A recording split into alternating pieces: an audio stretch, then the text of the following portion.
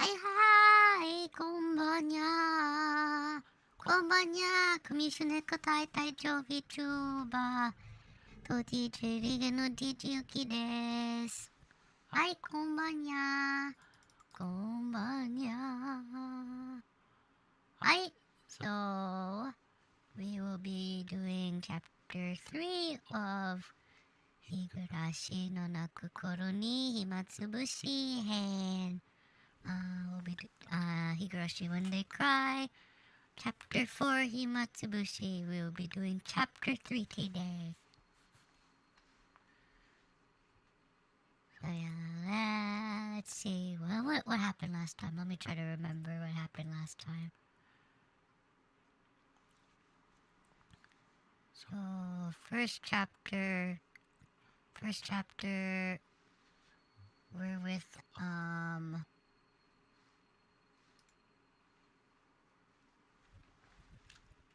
I have to remember his name because hold on.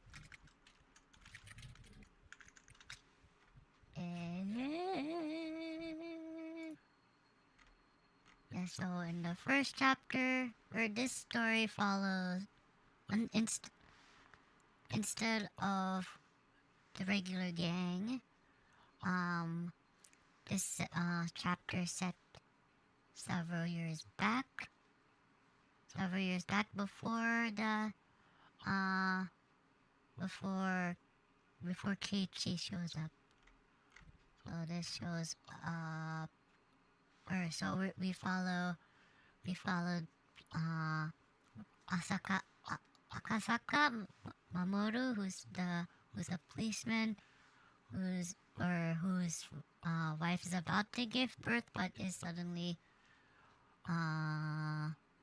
brought into action to investigate what's going on because one of the politician's sons gets kidnapped. So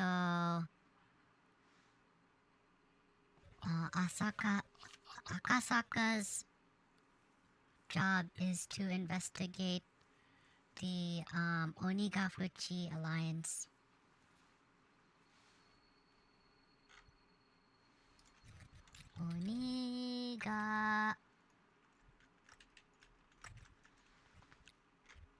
Alliance Association. I'm trying to remember. Oh yeah. So that was chapter 1 where we get to meet Akasaka-san, and then chapter 2 is when Akasaka heads to Hinamizawa to investigate, though he's undercover basically, pretending like he's just there for or just to sightsee, and we end up meeting Rika-chan, who ends up joining Akasaka-san and his tour, who's led by one of the members of the Onigafuchi Alliance Association. Yeah. So and then near the end,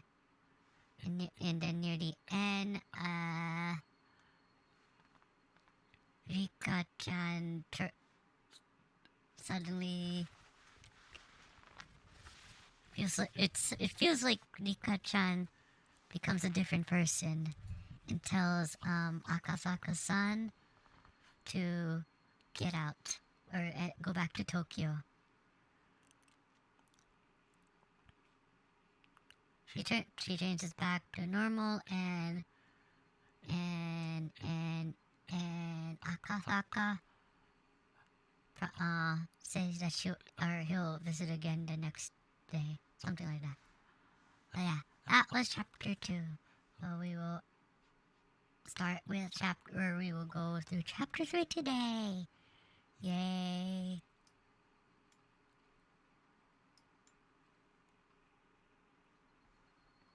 Hi. Chapter 3.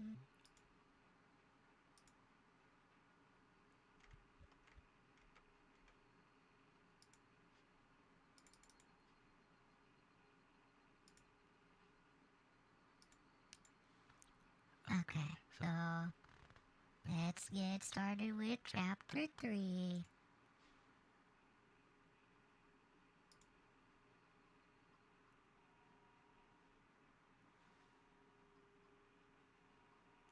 The phone suddenly rang.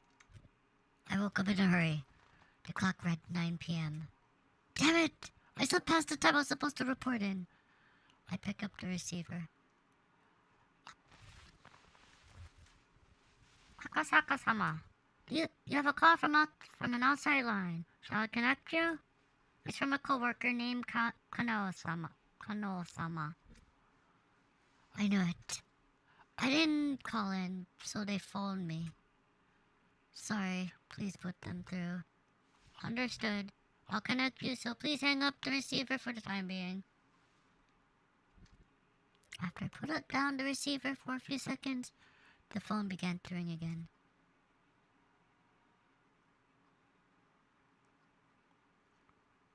Hi, moshi-moshi. This is... Hi, moshi-moshi. Akasaka desu.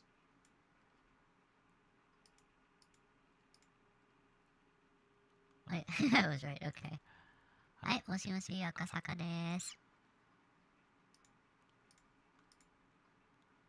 Akasaka-kun? Akasaka-kun? This is Kanao. Good work out there. You didn't phone in for your regular report, so we called instead. What's your situation? Leaving the lecture for later, my senior coworker got straight to the point.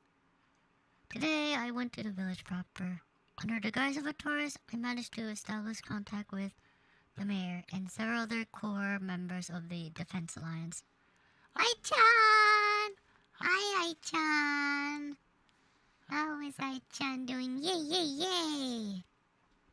How is Ai-chan doing? I wasn't able to ask them anything, but I left a good impression and was able to make a bridge for my investigation from tomorrow onwards. I see. It looks like things are going smoothly. Akasaka-kun, you seem rather naive sometimes, but that might have worked in your favor. I guess you have made some good progress for now. I'm doing well. Thanks for asking. How hope you're doing well too. Arigato, yeah. Yeah, so Yuki's doing okay, I guess. I mean, Yuki did have a big headache in the morning, but it's fine now. Yuki's fine. The power of Tylenol. I don't have the experience to make a good comparison, so I don't know if that's good or not. I think things went well for today, though. Did you find out anything from the prefectural or local offices? Does it look like as though the Onigafuchi Defense Alliance is unrelated to this incident? I still don't know. I should have been able to say that immediately. I only had to say that, but for some reason, I hesitated. I'm still investigating, so I don't know what to say yet. I see. Could you let us know as soon as possible? I think you understand, but after tonight, it'll have been a full 4 days since the kidnapping happened. It is a time limit, but it's obvious that time is not on our side. They did set a time. They did set a time limit, but it's obvious that time is not on our side. I think you know that. Yeah, I know. I'll investigate a little quicker while still being careful about it. Okay. Be sure to look after yourself. You're dealing with a violent organization here. It might be dangerous to let your guard down. If you feel like you're in any danger, contact me immediately. In that case, I can get the local public safety office prepared to help you. Thank you. I'll do my best. Anything else to report?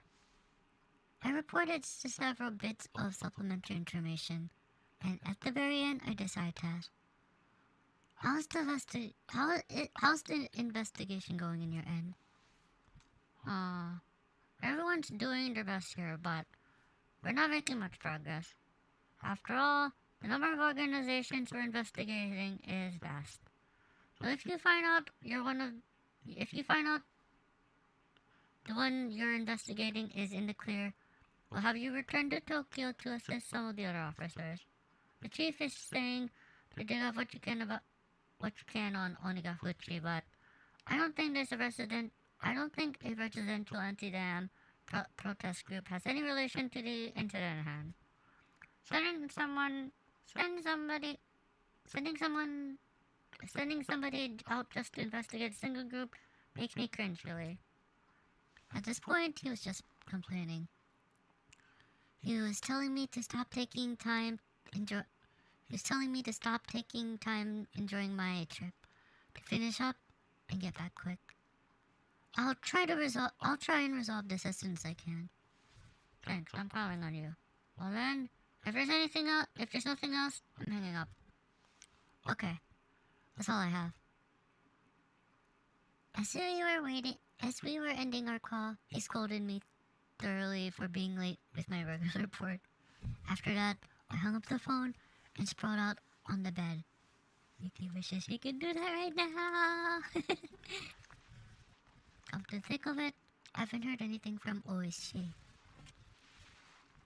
He was supposed to contact me about a time and place to meet with informant tonight.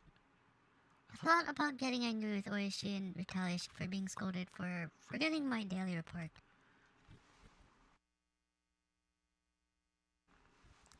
Come to think of it, though, Oishi didn't really say anything about anything other than that he was going to call tonight. Yeah. Waiting for a phone call when you didn't know what time it was going to be, what time it was going to come, was in itself rather difficult. Just when I thought that, the phone rang. I picked up the receiver in a hurry. Moshi moshi. Well, this is a surprise. Akasaka, you're pretty quick to answer the phone. Are you a regular user of dating chat lines or something? I would never even try to use something silly like that. The way you overact is rather interesting. Nyahaha. Wanna go to a place where you can have a little bit of lewd fun? I'll pass. So, could you please get to the point, Oishi-san? Really? Too bad. We'll leave it for next time then. Well, I'll get to the point. Many of the executives in the Onigafuchi... too loud. Many of the executives in the Onigafuchi Defense Alliance had a lot of sway in the neighboring regions. Even in Okinomiya, there were a lot of people with relations in the village. That's why meeting in the Shishibone Market District, far from Okinomiya, was a matter of course. Akasaka-san, over here. Did you get a little lost? Coming from the north entrance might have been a bit of a detour, but it was easier to give directions from there. Oh, I'm sorry for being late. Did you eat dinner already? Yeah, I already did. Well then, shall we go to a place where we can get a drink? Do you prefer Western alcohol, or maybe sake? Would you prefer a place with or without women? Don't worry about it. I don't drink while I'm in the job. Hearing that, the man that Oishi had brought along bent backwards as he coughed, clapping Oishi on the shoulder. See, isn't he just adorable? In exchange, you can give him a bit extra. That money all came from this guy's wallet, you know. The man that she had brought seemed almost like a ticket scalper or a bookie. Even his appearance was dubious. The informant grinned deviously. Hey boy, how much did you give this guy? Looks like they're quite was a skim bit off the top, you know. Oishi's handling fee was included, as I took that into account. Seemed like the informant had expected a more extravagant reaction on my part. When I responded matter-of-factly, he realized that I was an entirely different type of person than he was. But rather than putting a distance between us, it seemed I had piqued his interest. I said it, did I? He's a serious type. But do you see, Akasaka-san? People in a line of work like ours can really use their wealth of experience to their advantage. I'm wondering exactly how the experience of drinking in a bar with women would work to my advantage. The informant, unable to contain himself, clutched in his stomach as he coughed, heedless of the people watching. Oh lordy, Akasaka-san, you really can judge people. That's what an education does for you. Oishi-san? Have you been drinking somewhere? You've been drinking somewhere, haven't you? Are you drunk? What's wrong with drinking when I'm off duty? If you're working, I'm not.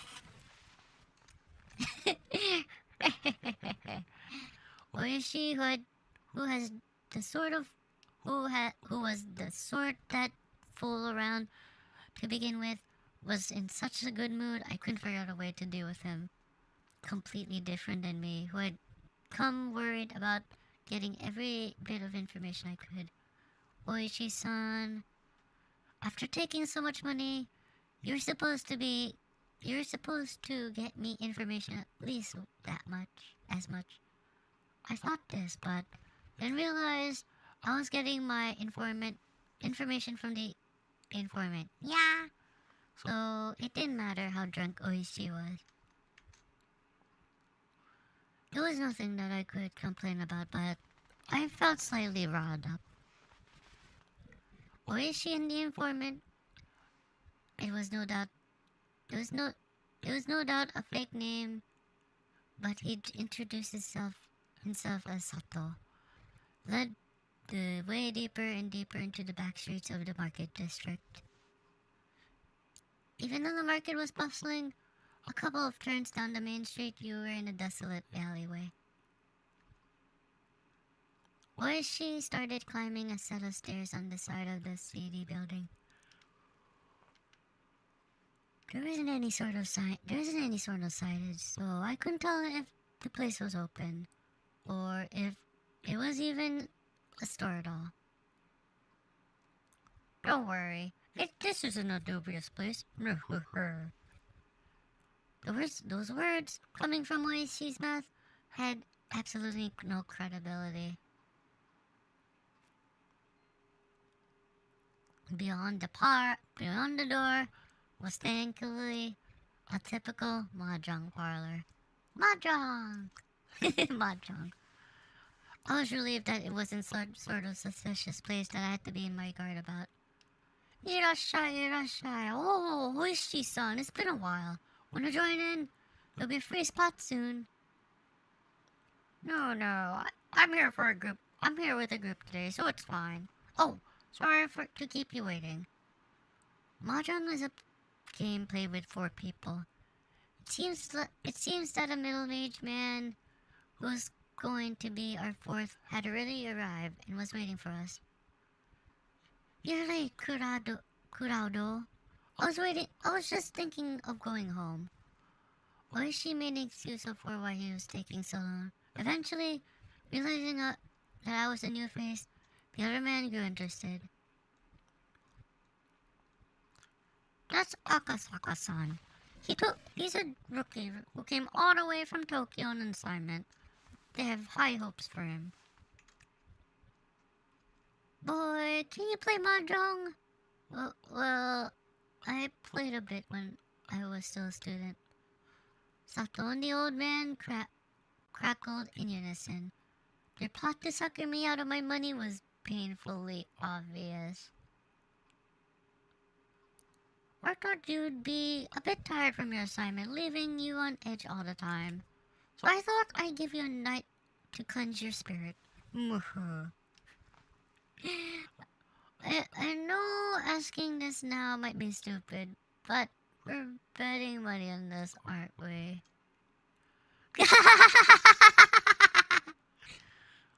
Well, you see, just little. It's just a little for funsies. But it doesn't matter who loses, because after this, we'll be using that money to go play at a very nice place. Go and play? What kind of place would you be doing that? Without reservation, the three of them started suggesting places like cabarets, high-class clubs, and even brothels. At the very least, they were the types of places that you couldn't go to with money that was just for funsies. Oishi-san took all of my money the other day, and I also have work to do. So I can't stay for long. Then all you have to do is win. If you win, then you can use that money. To pay for this table, and you can talk to Kurado about work or whatever. No matter what happened, it seems like they were intent on playing mahjong for free. I would have fashioned my resolve a bit. If I was going to be underestimated like this forever, it was going to get in my way of my work. I understand. Then I'll play with you guys for just a bit. But if I win, you guys don't get any money or get to go to any of those dirty places. And we get to talk about work right away. Yeah, bring it on. If I win, we're going straight to Blue Mermaid on Flower Road. Oh, that place where the girls dress up in gym clothes in major uniforms? This old leech here likes that place too. Of course, we're gonna hop between all the places where they keep the girls going. Oh my god. What about you, Sato-san? I prefer a place where we can drink quietly. Nice quiet place where you can play footsies with a bunny girl. The last time we went drinking, you pulled the tail right off that bunny girl, didn't you? And end up having to pay for that? The owner ended up charging what he called a tailing fee. What a lively table this was. I could tell that the other customers were glaring at us while we loudly continued our crude conversation. Speaking of which, the fact that they assumed I was the same was a bit disheartening. Oishi had taken all the money I brought, so everything I had left was out of my own pocket. In addition, there wasn't that much left of that either. If I kept on hanging around like this, though, through his guarding, my wallet would disappear into the night. I had to somehow win and return the conversation to my job. But these people, no matter how you looked at it, were pretty good. Sorry, Yuki. Yuki is, Akasaka's wife.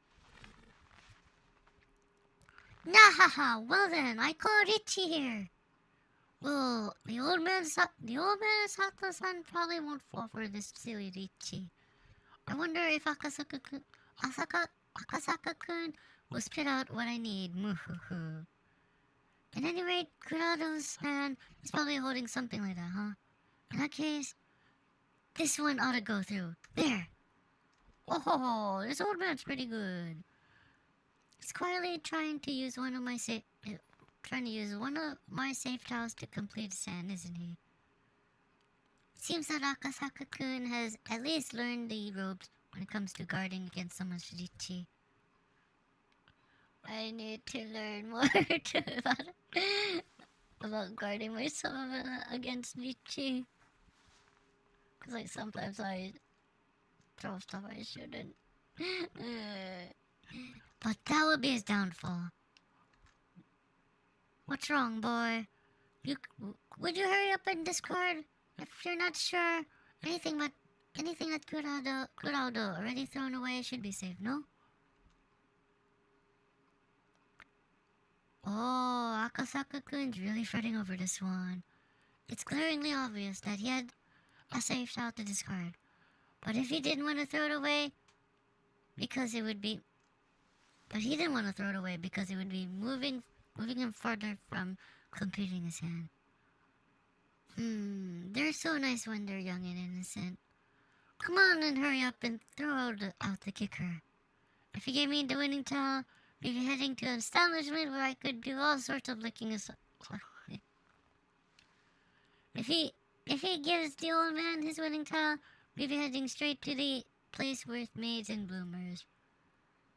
This will go through, right?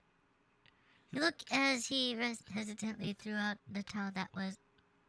Oh, too bad. Hey, now! That was a dangerous towel, you know. Kurado, does that go through? Yeah, it will. Woohoo. Seems like this time you're lucky. But as long as this round kept going, I could still win off the draw.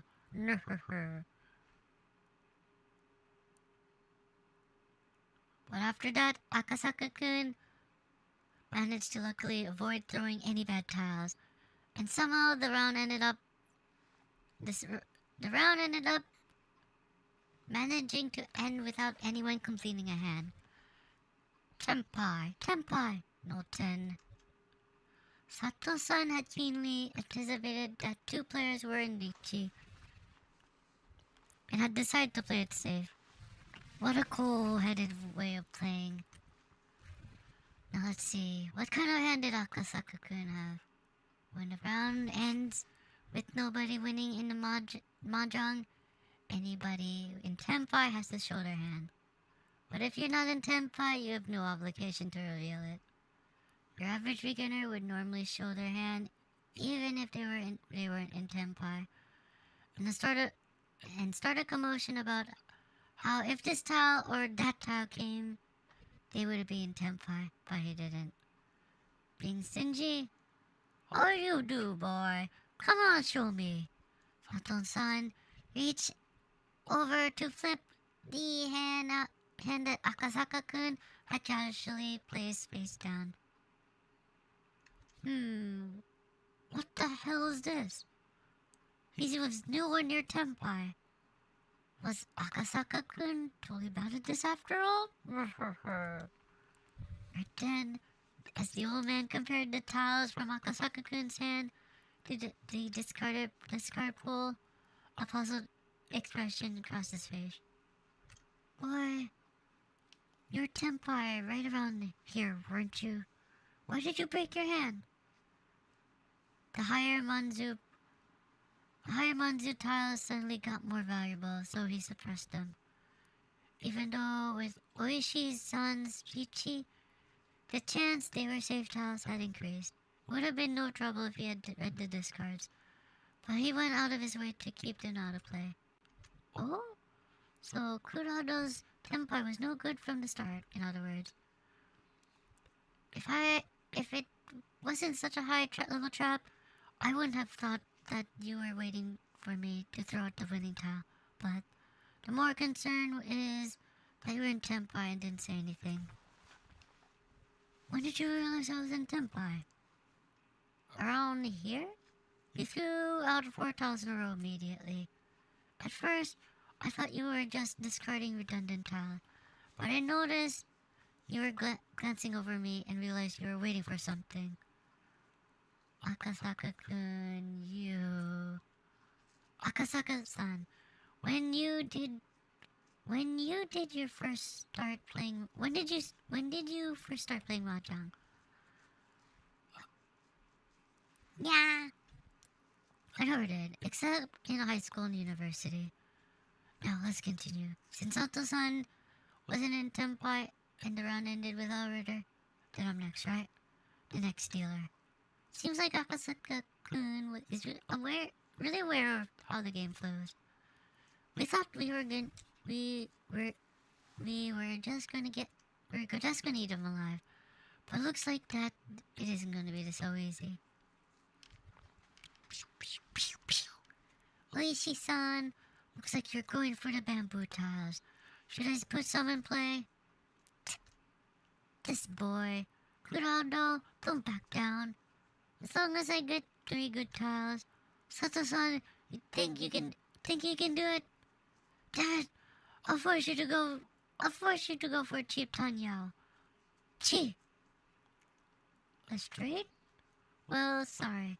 I'm gonna plumb that tile. Plumb! Whoa, now. Gonna call 3 of a kind after he's declared a straight? Trying to override and interfere?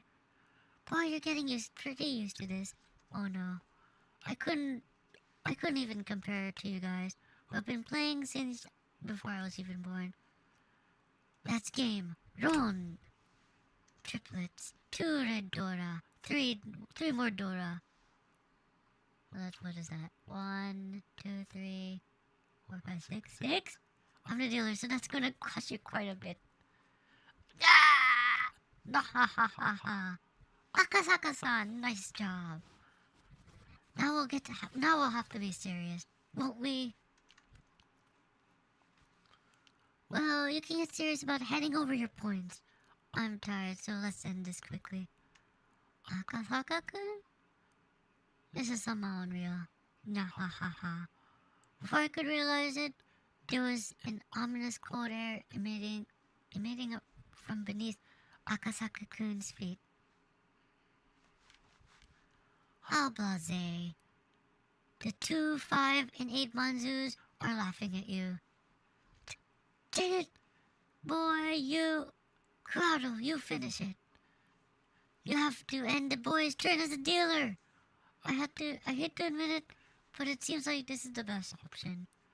There it is. Ron! Simple straights, 1 Dora. Sorry, headbutt. Ron! Straight. A head bump? You dang brat. Brat? So you play that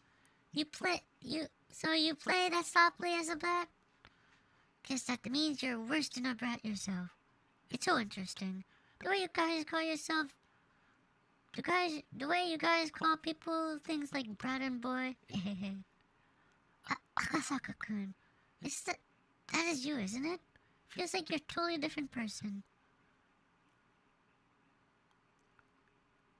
You thought that I, being a sucker, would let you drink some good brews tonight. Seems like you were a little bit off the mark. Ron! Triple straight, red Dora, another Dora. 1, 2, 3. Whoa! You actually did it! That's why I'm saying you guys are slapping.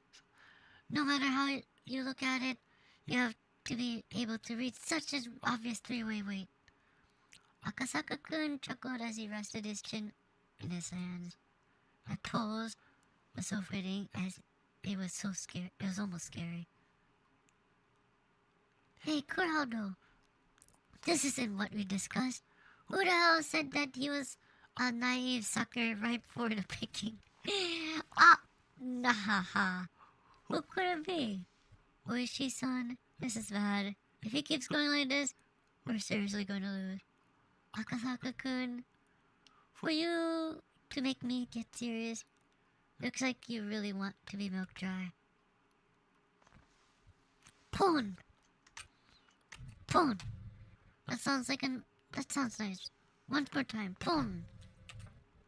Akasaka-kun was almost singing at this point. The tiles he had opened were all pinned tiles. You can't be serious. Are you really going for a flush? Pon! Boy, are you right in the head? You've opened four sets. You only have one tile left. You know that. You know. That's right. Did you know? Waiting on a single tile is the hardest thing to read. Are you an idiot? With that much in your hand revealed, you don't think we gave you a towel you need. Hey, Amaris, thank you for lurking. Arigato nya. How is Amaris? Oh yeah, thank you for lurking. I know what you're doing, Akasaka-san. That's not flush or half flush, is it? The fact that you called porn 4 times means you're already in position for an all-triplet hand. Right now, you're far and way in the lead. You're trying to show a flush and goad us into giving you triplets, aren't you? If that's what you think, wanna throw out some pins? The left 5 tiles on your hand, Oishi-san. The pin tiles, you're reluctant to throw them away, aren't they? Why don't you try discarding them in order to from the left? You must be joking. Is he Mahjong God? If not, he had to be in the main character of a manga or something. At the moment, the old man sent me a sign under the table. The message was clear and simple. Kurado, do it. Crush him.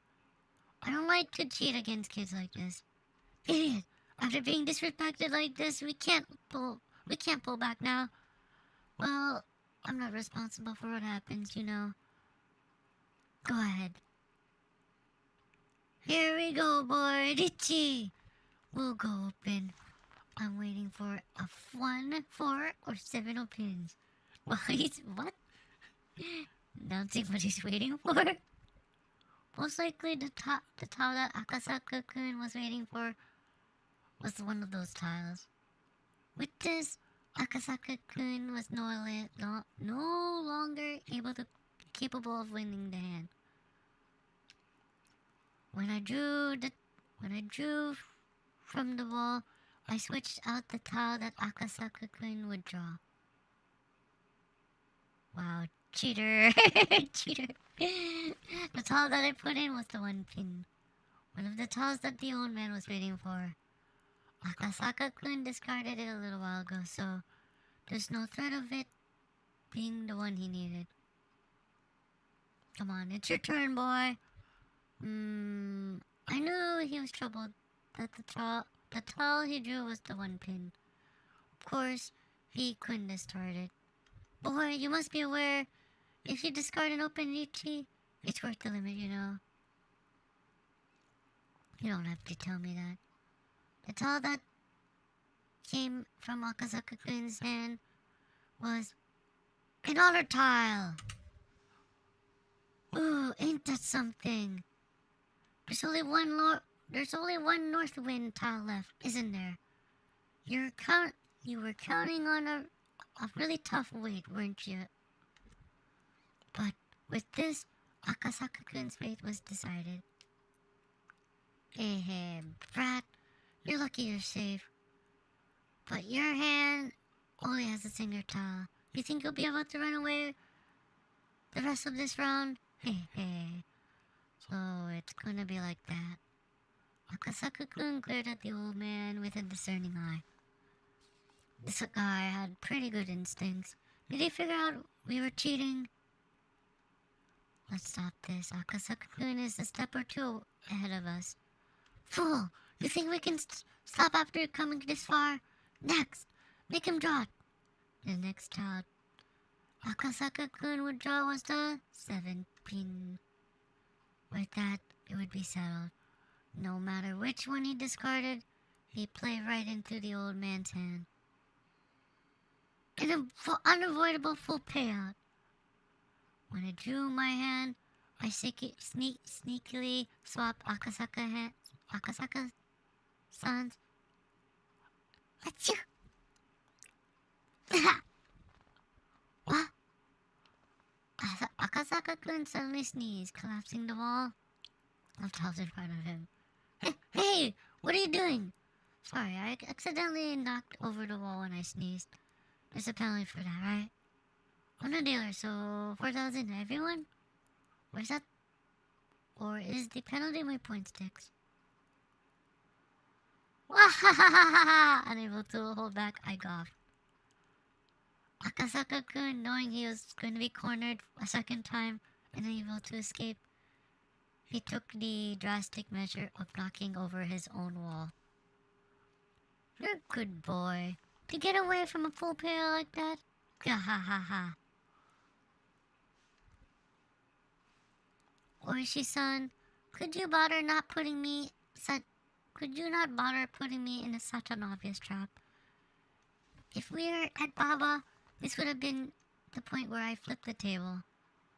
Oh, no. Sorry. I underestimated you. For some reason, you're really good, aren't you? Answer me honestly. You got a lot of experience when you were younger, didn't you? I played quite a bit around Waseda and Takara no Baba, both in Tokyo. Takara no Baba. That's in the Yamanote line, isn't it? Takara no Baba. The place I was accustomed to going had pretty high rates, and they chewed me out. I made the woman who would be my wife pretty angry, so I washed my hands of it all. Raised the stakes too high? How much were you playing for at the time? It depends who I was playing with, but it was more expensive when I played in Kabukicho. The largest stakes I ever played were about 20 times the standard rate. 20 times? What kind of stakes were those? Did you have Yakuza at your table? Was he playing with was he playing with Kiryu? Lol. Actually, wait a second. When was Yakuza 0 again?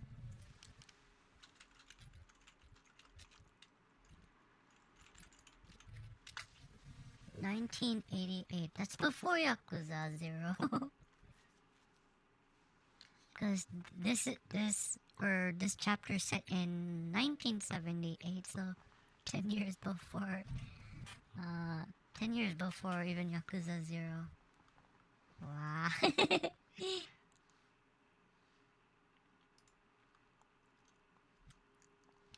Or pro baseball players?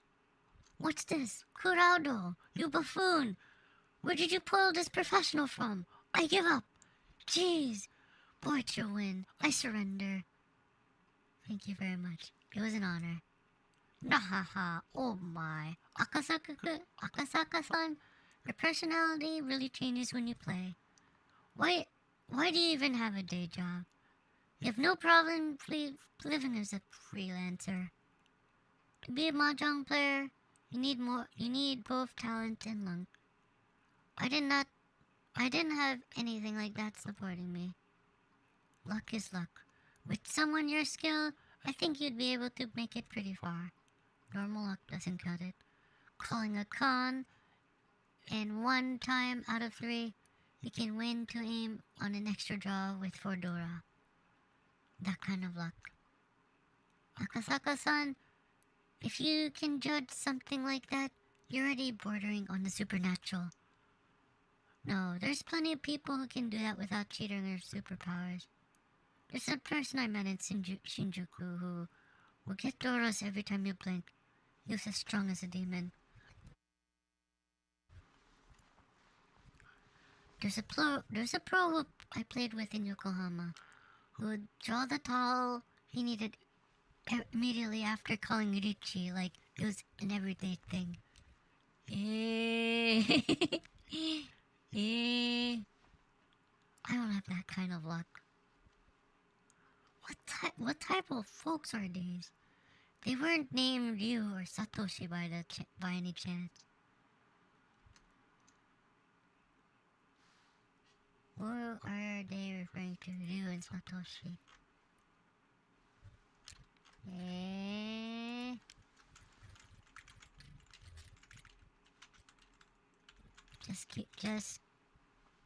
Just curious.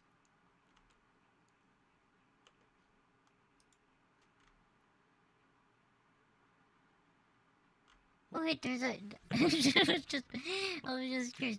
There's a Higurashi mahjong game. It was only for the PSP. I don't have the PSP.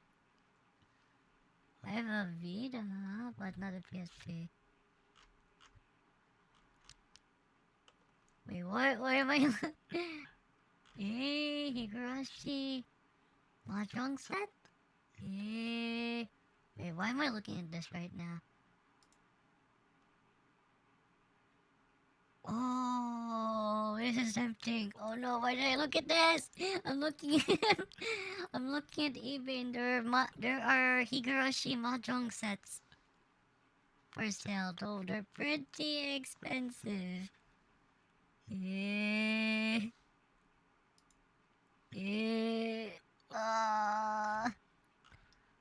This is tempting. Maybe I should look more into this later. But of course I can get it right now. Oh my god. Oh, this is tempting. This is tempting. Oh no, why did I just look at this? Why did I get curious? Now I kind of want to get it.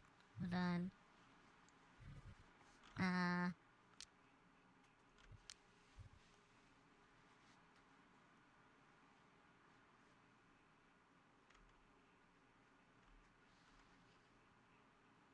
Well then, is it alright if I could declare the overall winner then? Yeah. We totally lost. I lost. It's been a while since I lost this big. Still, when you were playing, boy, you were pretty into it. It was kind of scary. I hear that a lot. I don't mean to change gears like that though. Did I really look that scary? Yeah. Those three nodded emphatically in agreement. So that Akasaka-kun, the mahjong prodigy, before he goes home from his assignment, maybe I should give him... Maybe I could have him go play at a high-stakes table in my place. But it's no good to get greedy. Nuhu. Hold on. Let me... why am I looking at this while I'm playing this? So, like on eBay, I'm looking at these Higurashi mahjong sets. On eBay, it's like like over 150. Let me look in Mercari, maybe? Why am I doing this right now? Why am I doing this? I should be continuing this, but I'm curious now. It would be nice to get a Higurashi mahjong set. Oh crap. Mercari, Japan.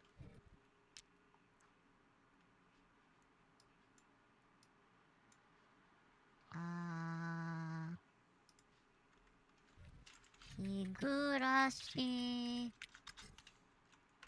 mahjong.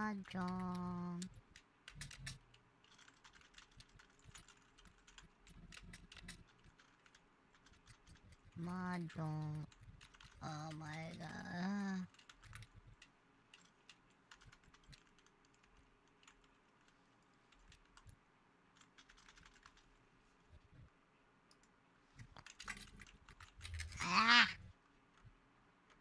Why am I looking at this right now?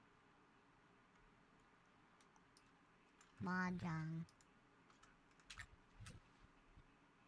Oh, only 7,400 yen. Good, I'm looking at this. Crap.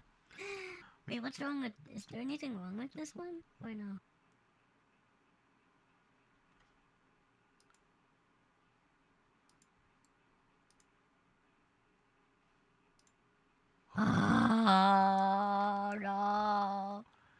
might buy it. Oh no. Why am I looking at this? Mahjong. This is...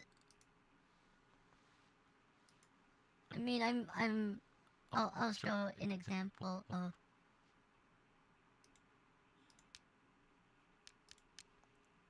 can I... I mean, this is still... This is related to Higurashi, since they're playing Mahjong. Let me save these pictures and... that I'm looking at right now.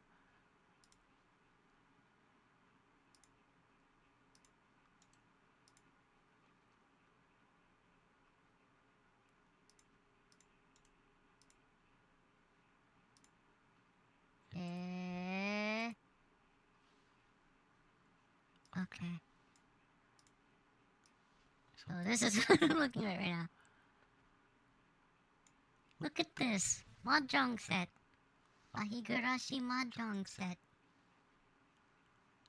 And look, it's Rena. Richi kana? Kana? And look at this.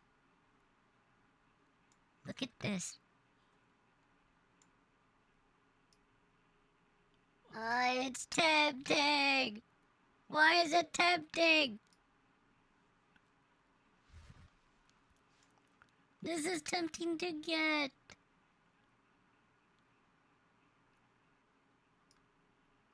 Oh my gosh. I am so... Why did I... What? Why did I even look? No, this is so tempting to get. Ah! Look at this. I wanna get it. Maybe I won't get it. Oh no. Maybe I'll not right now, but later on. Oh yeah. In unrelated stuff, 日本の皆さん、ハッピーハロウィン。はい。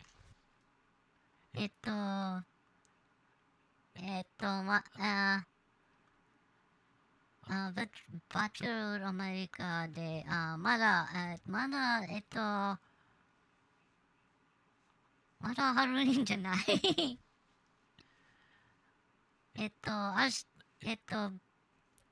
V アメリカで、明日に、多分ここで、2時間、2時間ぐらい、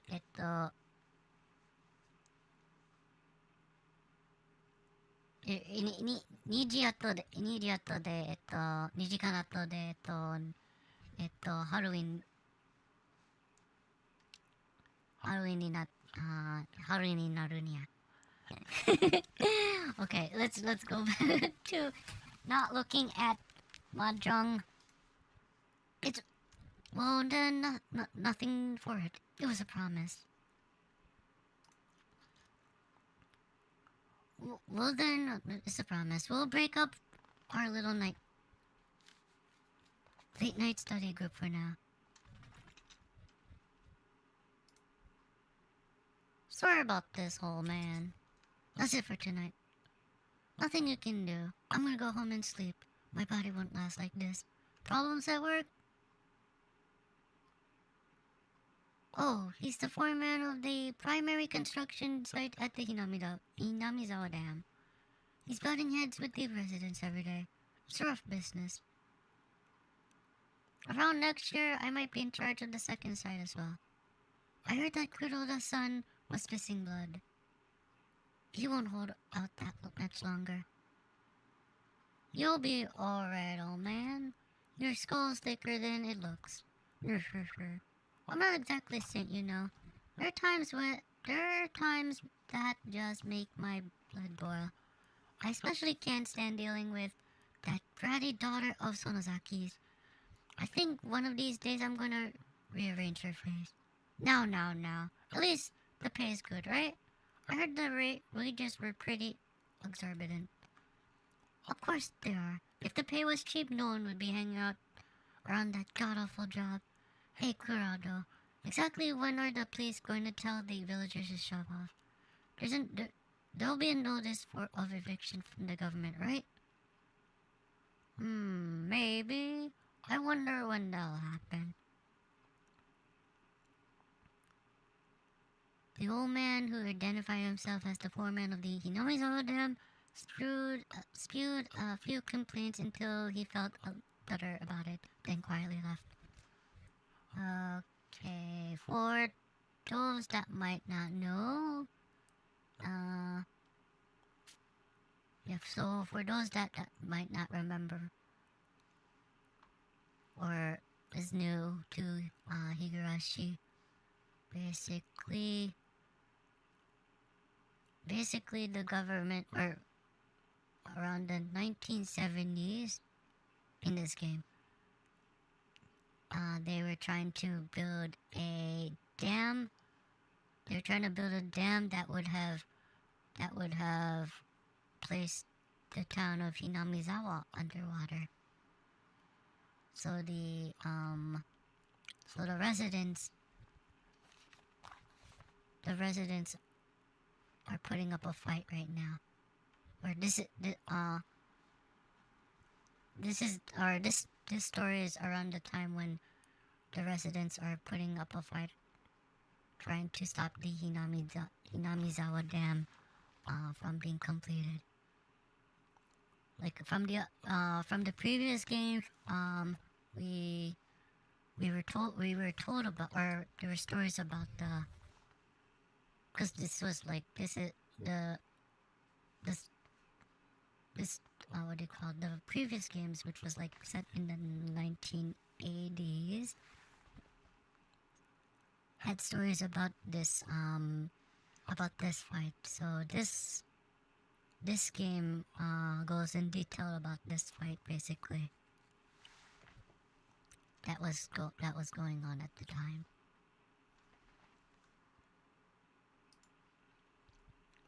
So some people might show up, some people won't show up. So like in this game, Rika and Mion showed up, and the foreman was talking about Mion.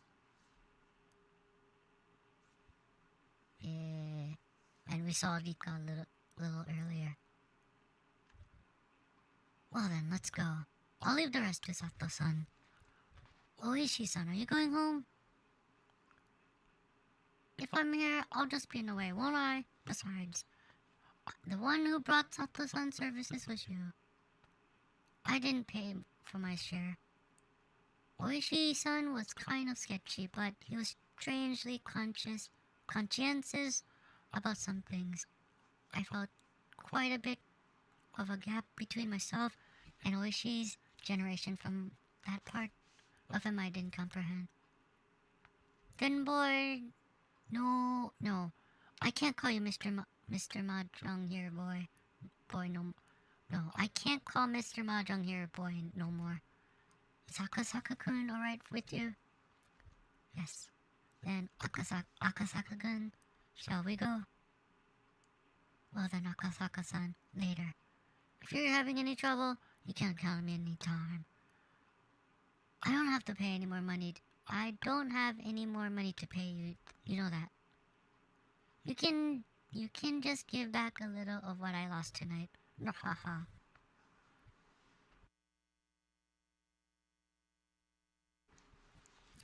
Oishi seemingly still not one, having had his fill of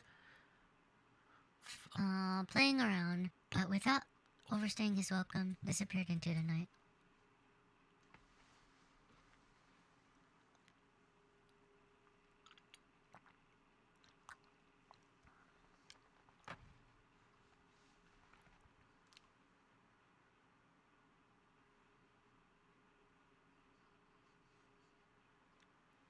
The informant, named Sato-san, had me get into his car before he set off. He favored narrow roads and made numerous short left turns. Checking if we're being followed? Yeah, you know a lot about this. Checking to see if you're being tailed by making left turns was a rather classic technique. If it was just a single pursuer, you could confirm it that way. But if you're being tailed as a team, this archaic method wouldn't let you shake them. Of course, doing it anyway was better than not. I didn't hear anything from the boss as to who you are, Akasaka-kun. Related to the police, if you're familiar with checking for being tailed, the only other possibility I can think of is something like a private detective. If it's not something, I have something to say. I'd like to refuse to answer that question. My, ever since we played Mahjong, you seem a lot more mature. I wonder where that hesitant person went from when we first met. I smiled wearily. Looking back now, I had to be a little grateful for being made to play Mahjong. Thanks to that, I was able to relieve some tension. Eventually, Sato-san, confirming that there's no cars following us, slipped outside the city. We were in a pitch black country road, unable to see anything besides the lights outside. The only things I was able to hear were the hum of the car's air conditioning and the chirping of the insects and frogs. I heard from the boss that you want to hear a bit about Hinamizawa Village, yeah? Like, about the old houses known as the three families who control the place, or that right now it's pretty much the Sonozaki family running things? If you know that much already, I'll cut the introductions. Then, if you would, can you confirm or deny if the Onigafuchi Defense Alliance is involved with the kidnapping of Minister Inugai's grandson? Sato-san checked the rearview mirror one more time to confirm that there wasn't anyone behind us before speaking.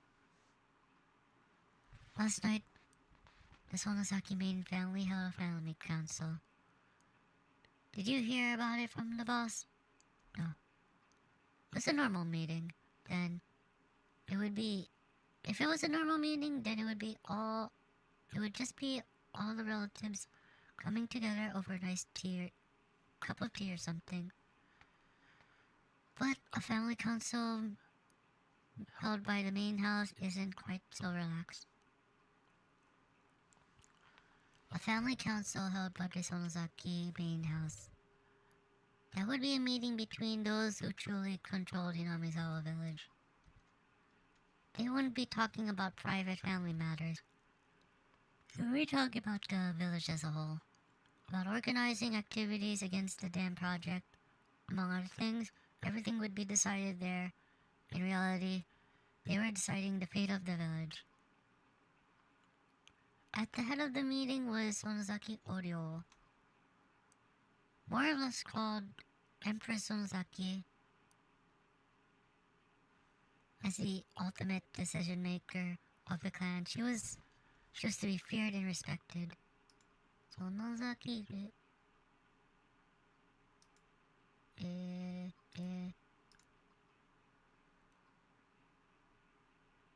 Sonozaki Tenno.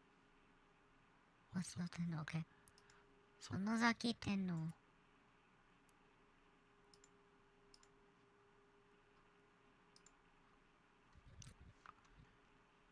Infirm with old age, she was often unable to stand on her own, but her words carried enough weight to sway the very fate of the village.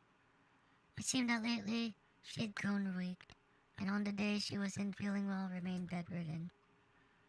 Family councils that occurred while she wasn't feeling well took place with her on the floor, in the middle of a dignified Japanese-style room, still in the futon, only the upper half of her body sitting upright, a stern look on her face. That was Sonozaki Oryo. Sitting next to her was her heir, Sonozaki Mion. She was still young. No, young wasn't quite the right word. She was a girl who remained childish. Her role was to merely sit beside Sonozaki Oryo, sometimes responding to her requests. However, she was the only one deemed worthy to succeed Oryo. She had the same glaucous eyes, enough to give pause to anybody who so much had looked at them. Much was expected of her in the future. This granddaughter of the Sonozaki's leader.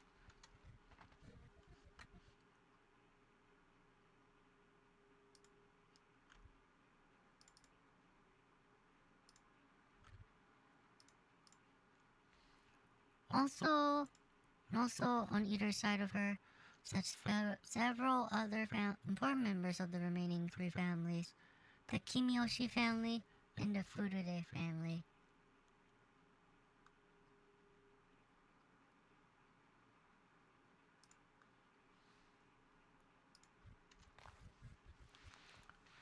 First on the list for the Kimiyoshi family was of course the mayor of Hinamizawa village, Kimiyoshi Kiichiro, and lined up beside him were several more of his direct relatives. Opposite them sat the other of the three families, the Furude family. The Furude family was only comprised of the family of a Shinto priest. So the only ones sitting there were said priest, his wife, and their daughter, Rika. Rika was doted on by many of the older folks in the village, and it seemed that Oryo was no exception. But the stress from just attending a family council was said to be enough to shorten her lifespan by 3 days. It seemed like Rika was the only one exempt from that. No matter how charged the atmosphere was around her, she paid it no mind, instead humming along as she doodled in the sketchbook. In fact, the night before, lying on her stomach while humming and doodling, she nonchalantly tucked her legs into Oryo's futon like it was a kotatsu. All this was the three families, and all around the room, lined row upon row, were relatives of the Sonozaki family. The only ones who were afforded cushions to sit on were direct relatives. The others were left to sit in the seiza position directly on the tatami mats. Ow. With Sonozaki Tenno, a giant snake coiled around the room. It was decided that everybody would sit in order of the rank. The number of people from the Sonozaki family is overwhelming. The fact that the Sonozaki family had so many seats at a meeting where everything pertaining to the village was determining where the balance of power was held in the three families as clear as day. The number of members in attendance from each of the families directly reflected how much influence they had in ruling Hinamizawa. What was talked about at the meeting? Sato-san, after remaining silent for a while, quietly began to speak.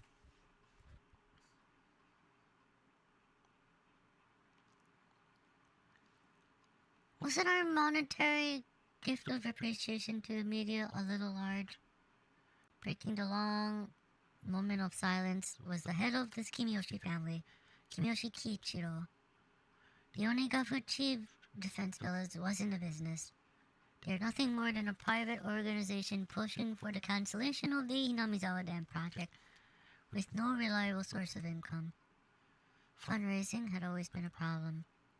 When they first started operating, they had managed to collect a sizable amount of funds through donations, but as the conflict dragged on, that amount was steadily declining. This isn't an era where you get what you want just by throwing rocks. It's very important you don't underestimate the power of the media, and we want to borrow some of that down the road. The expressions of the people related to the Sonozaki family were sullen. As the one who suggested that they should borrow the power that was the family head, Sonozaki Oryo. The battle wasn't just about force of arms. In the civilized age, there were civilized methods of fighting. Oryo suggested that creating a strategy incorporating the mass media. Orio's foresight was spot on, and the effects that plan, while at first unclear, slowly began to manifest. If the physical confrontation at the dam site was meant to delay the progress of the dam by even one day, then the propaganda war using the media was aimed at attacking the dam project itself. At first, there were those who'd had doubts about that strategy, but there was nobody now who called those results into question.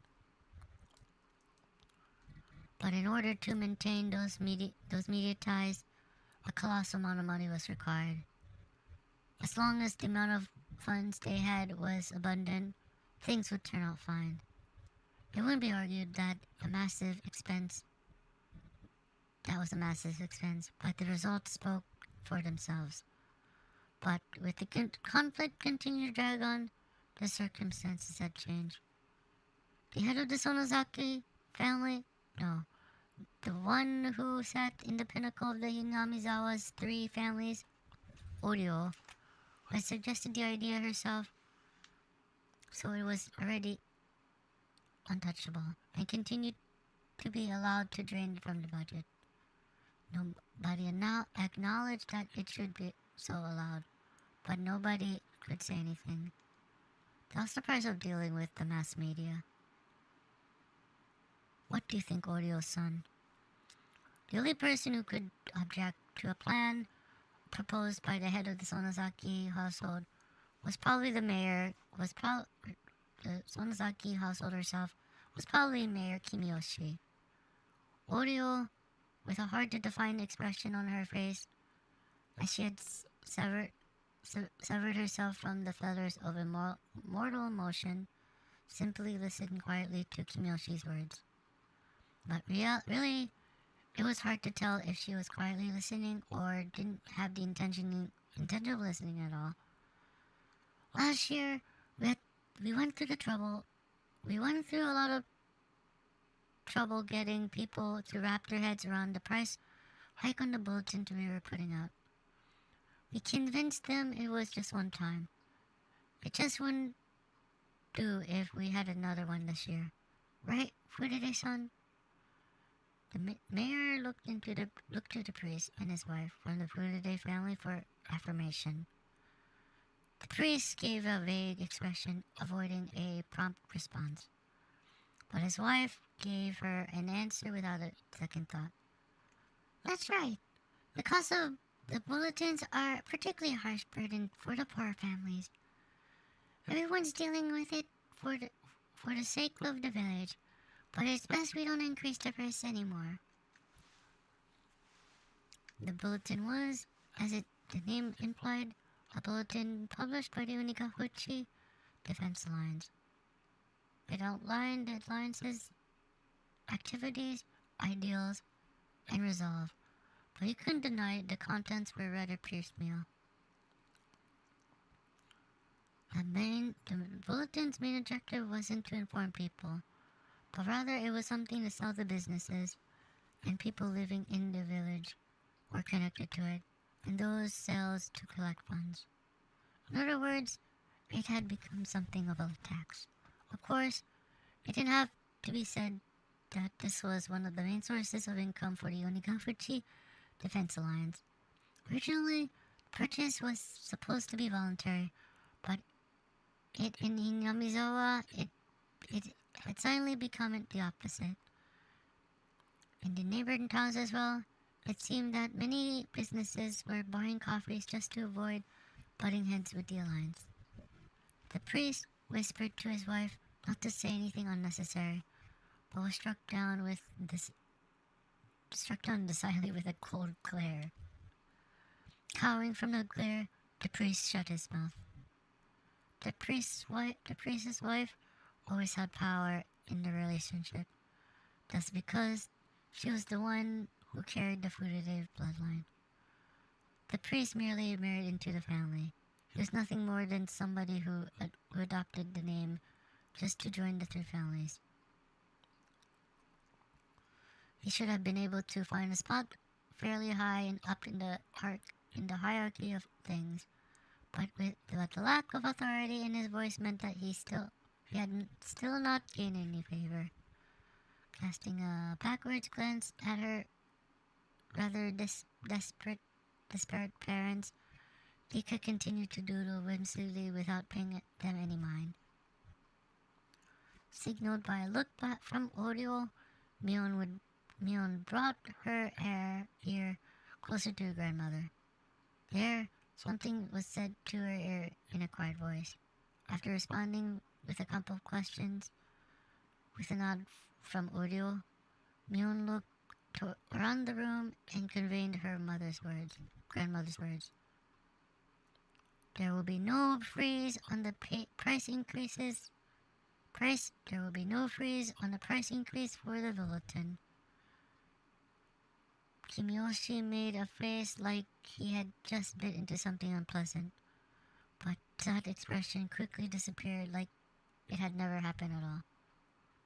But Mion-chan, I think you already know this, but the cost of the bulletin is by no means affordable. It is a burden carried by everyone in Inamizawa. If we make people carry too much of that burden, it's possible that we'll collapse from the inside. And who on the inside would start that collapse? Who? I didn't mean like that. I'm asking who would be the first Obako. Being cross-examined by a girl who had fragments of childishness began remaining within her. The words struck in Kimiyoshi's throat as he stuck into silence. Milan repeated her question once more, looking around the crowded room. Everyone refrained from making eye contact to avoid being pierced by her gaze. The words she had spoken were unarguably said in proxy for Oreo. That's why when Milan spoke them, they carried the same weight. But the look in her eyes was different. Like Oreo's, they had the hawkish gaze, strong enough that anyone looking upon them would freeze in their tracks and yield. But that gaze was without question, one that belonged to Mion herself.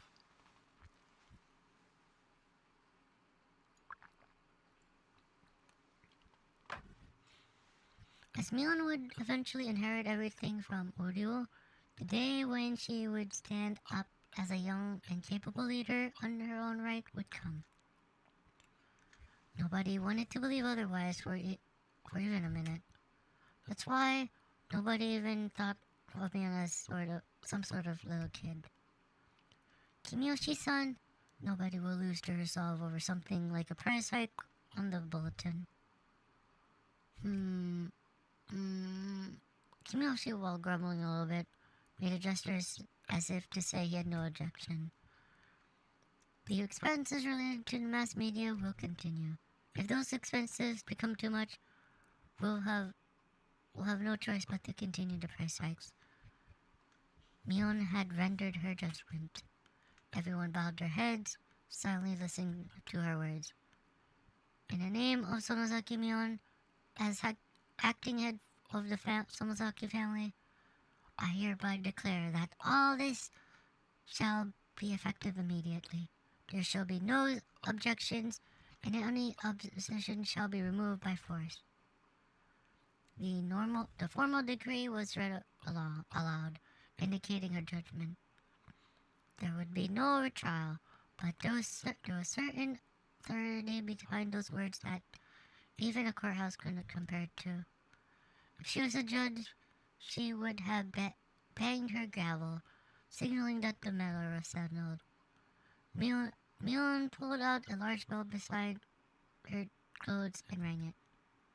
Everyone present could only prostrate themselves before the harsh sound of the bell.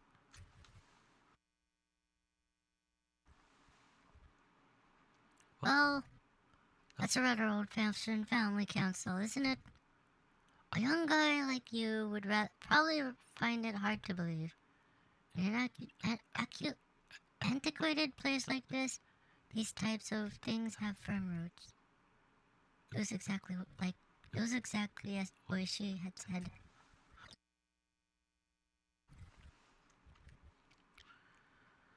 The old system of 3 families had vanished, and now the Sonozaki family was running things by themselves. On top of that, the rule was borderline despotic. Was that the end of their meeting? No, there's more. I'll continue. Eventually, the ringing of the bell ceased. There was a deafening silence. Within all of that, a lone man shuffled closer to Mion and whispered something in her ear. Mion asked several questions quietly in response. When she was satisfied, she motioned for the man to leave. The man who talked to Mion was a member of a gang that her father was the leader of.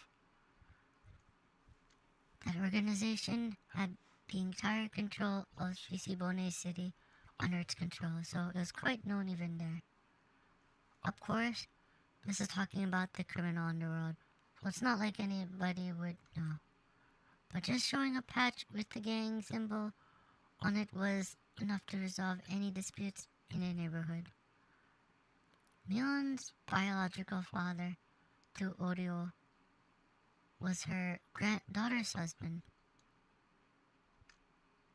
The power of that man's gang was the driving force that controlled the dark underbelly of the Onikafuchi Defense Alliance. And so that man, from his position as the next in line to control the 3 families, continued to coerce everyone around him in his unconventional presence. Mion exchanged a look with her father. Was it okay for her to tell what she just heard directly to Oryo? It looked like she was asking him that question. Her father gently but firmly nodded his response. Mion also nodded, then sidled up to Oryo and informed her of something. Eventually, Mion finished conveying her message, separated herself from Oryo, and fixed her posture, waiting for Oryo to signal her response. It wasn't often that Oryo showed any emotion.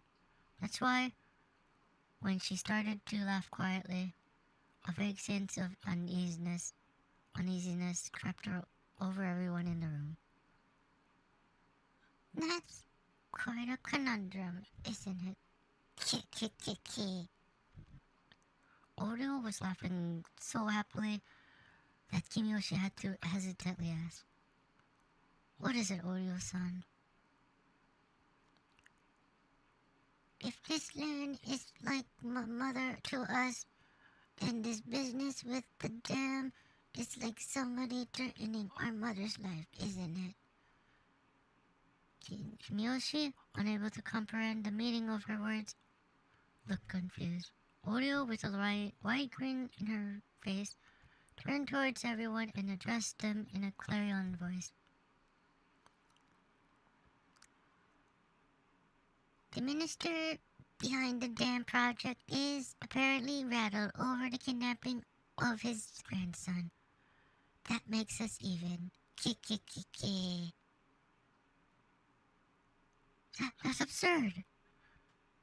The information of the kidnapping of Minister Inigai's grandson shouldn't have been leaked from anywhere. How did they know? Even we didn't know how much about the kidnapping incident. Exactly how did the integrated household so far away from Tokyo come to know about it? Listen, Chanko, please. I couldn't help but have an uneasy feeling about Inamizawa village. At some point, I had mentally filed this place away as unrelated to the incident at hand. That mental paperwork had just blown away in the wind. How did the Onigafuchi Defense Alliance know about that? Sato-san, unable to come up with an answer, fell into silence. I'm sorry. Please continue. Sure.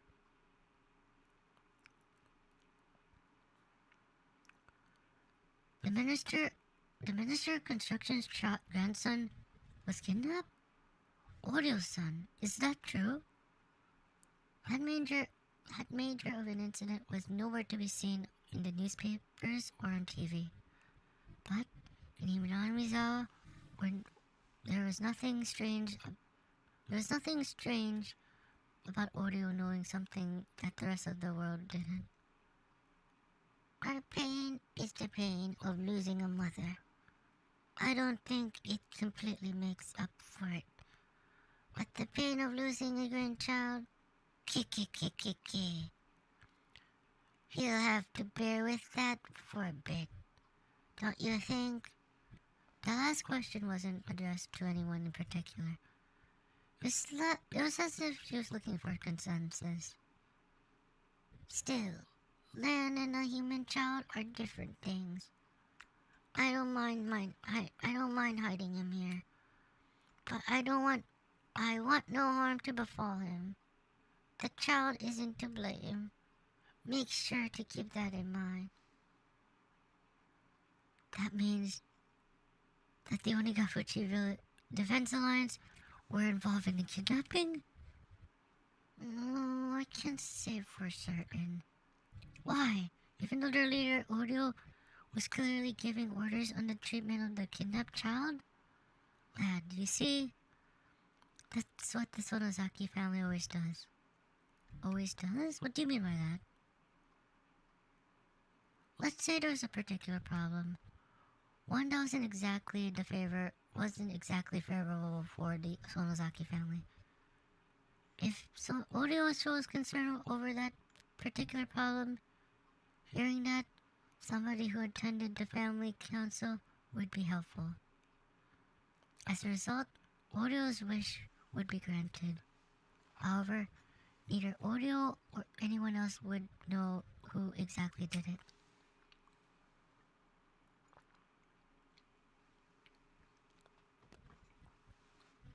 With this kind of clever little ploy, the Sonozaki family was able to manipulate the events, even though they had their hands laid on the table. Then, that means that somebody who was at the family council was the culprit? Or there's a possibility that there was never a culprit in the first place. Oreo herself, in that room full of people, didn't explicitly say that somebody pulled off the kidnapping. She was just giving her opinion. It was an odd and unpleasantly secretive way of doing things. Were they involved or weren't they? I couldn't see beyond the veil. This much, however, I could say certainly. This kidnapping was an ironclad secret.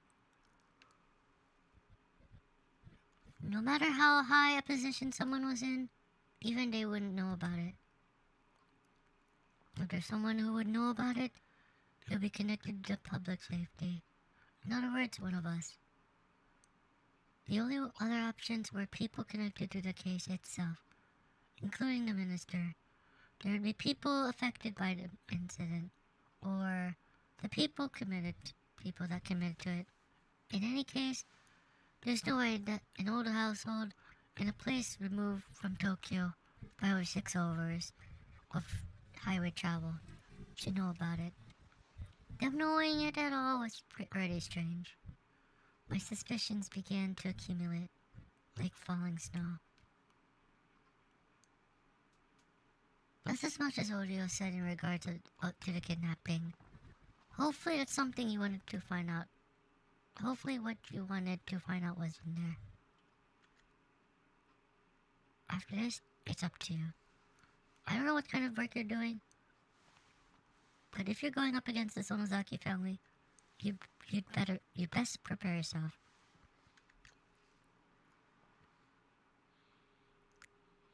Oishi might be fearless, but even he's been attacked 2 or 3 times. He hasn't been wearing it lately, but at one point, he was wearing a stab-proof vest while off duty. Oh, thanks for the warning. I'll be careful. You speak pretty well. Are you from Tokyo by any chance? Huh? What's your point? Investigators are always close to danger. It's best to not divulge any information myself. Your job. Maybe you're possibly related to someone from the Metropolitan Safety Division? I couldn't remain silent here.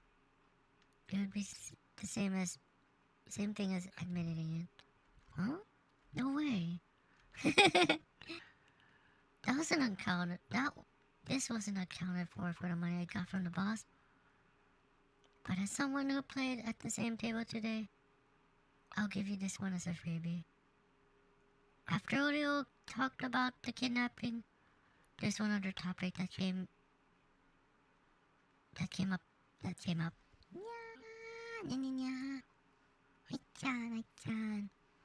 Another topic that Oreo brought up? Right before he told me this, Sato-san asked if I was from the Metropolitan Public Safety Division. In other words, what those 2 things meant caused a chill to run up my spine. So, you see, in order to investigate the kidnapping of the minister's grandson, there's word that there will be an investigator from public safety dispatched all the way from Tokyo. Investigator from public safety? They can't be reckless and make a big deal over the kidnapping. So it seems that the Metropolitan Public Safety Division is investigating this on their own. Ain't that grand? What is it? Rika, who had been drawing the entire time and was completely uninterested in the conversation up until now, looked at Oreo with an interest face as soon as the topic of the public safety came up. Did the Metropolitan Police come? Oh, so Rika-chama knows about the Metropolitan Police Department? That's very admirable. Who came? Is there anyone that knows what kind of guy from public safety came here? Mian's father raised his hand slightly. I hear that it's a nice young piece of fresh meat. Fresh meat? Is it nice and tender? Yeah, it is. Fresh meat.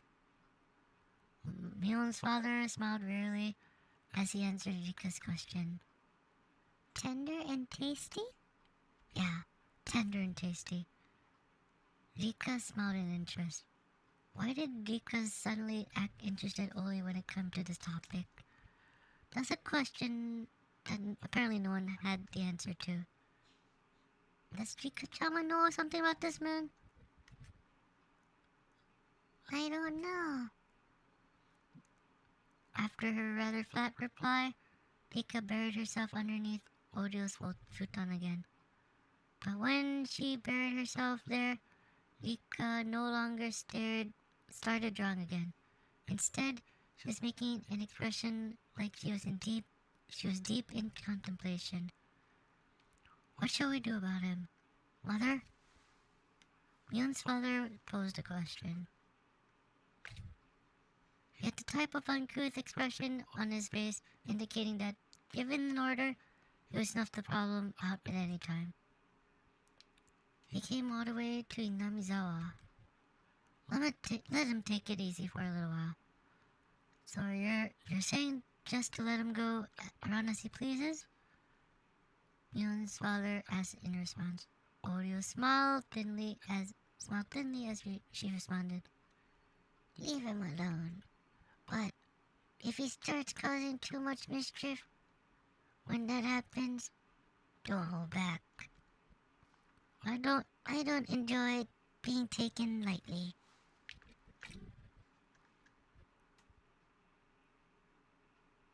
Is what they talked about apparently. Couldn't be that you're the fresh meat from the metropolitan place, are you? It couldn't be. Crap. The sensation of cold, bristling fear began to crawl its way up my back. This family council took place last night. In other words, yesterday. Then today, when I was dressed up as a tourist, headed towards Hinamizawa, my cover was already blown.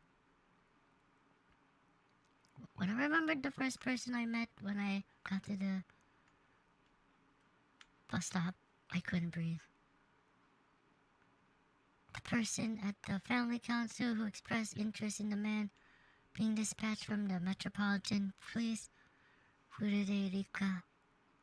And then the person who was waiting for me the whole time in the bus shelter, Furude Rika. It was an unthinkable image. No, it was a delusion. When we met at the bus shelter, did Rika-chan already know my true identity? Did she know that I was Akasaka, dispatched from the Metropolitan Police Department, and come to meet me? Then, including Mayor Kimiyoshi, every villager that I met, everyone knew but just pretended not to. Because Oreo had given instructions not to interfere. Thinking about it logically, it didn't seem possible.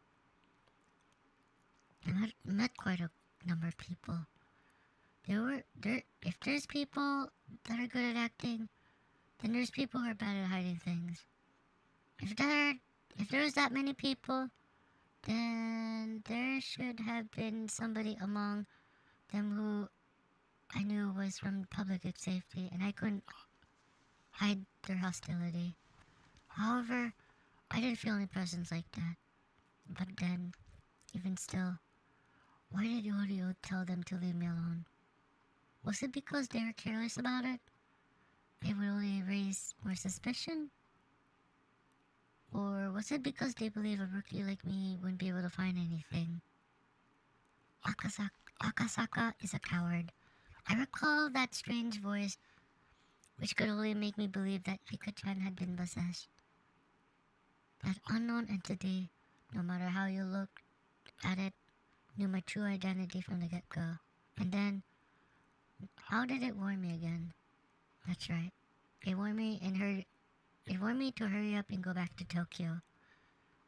Instead of a realistic word that the Onigafuchi Defense Village had discovered my identity, the absurd worry brought on by the unknown girl stuck with me even more.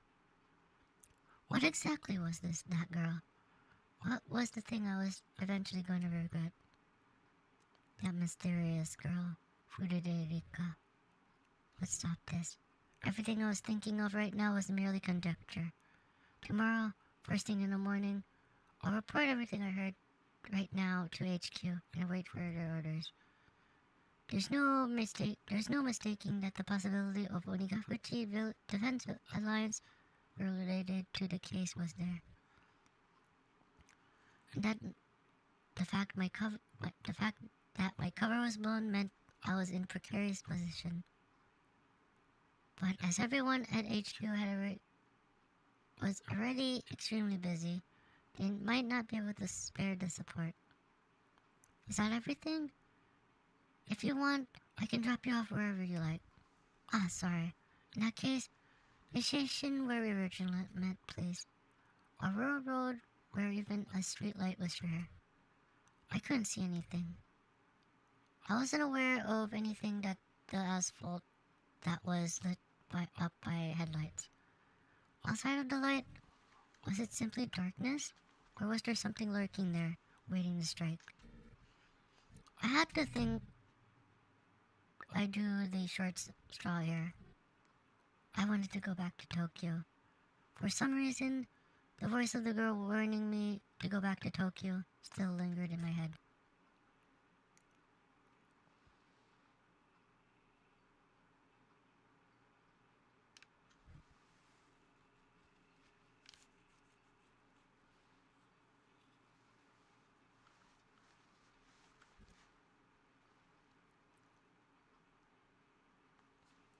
Three tips.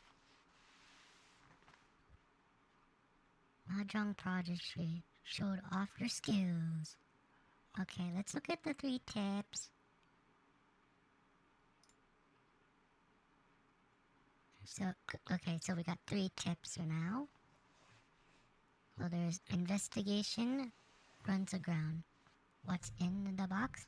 And the glint in the demon's eyes.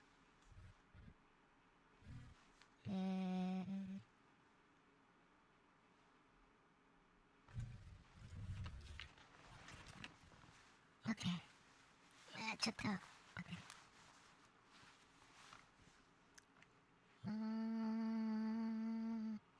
Right.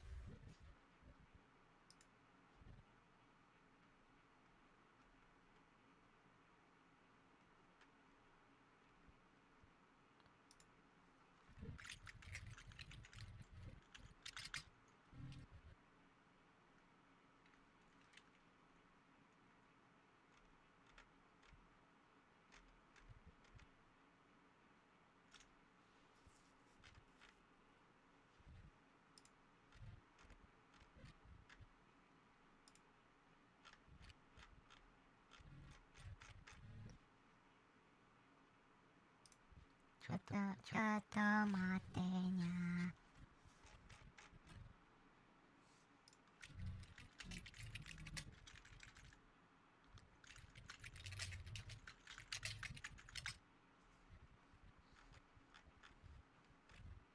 Okay, well, hold on a second. Yuki will be back in just a little bit. Chotto matenya.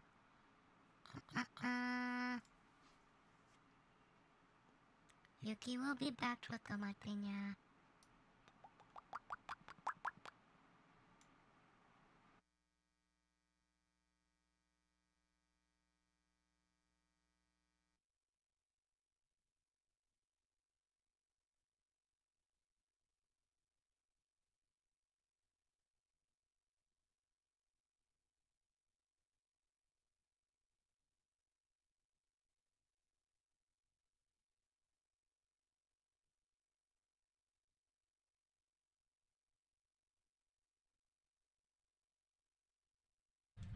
Actually, Yuki will just...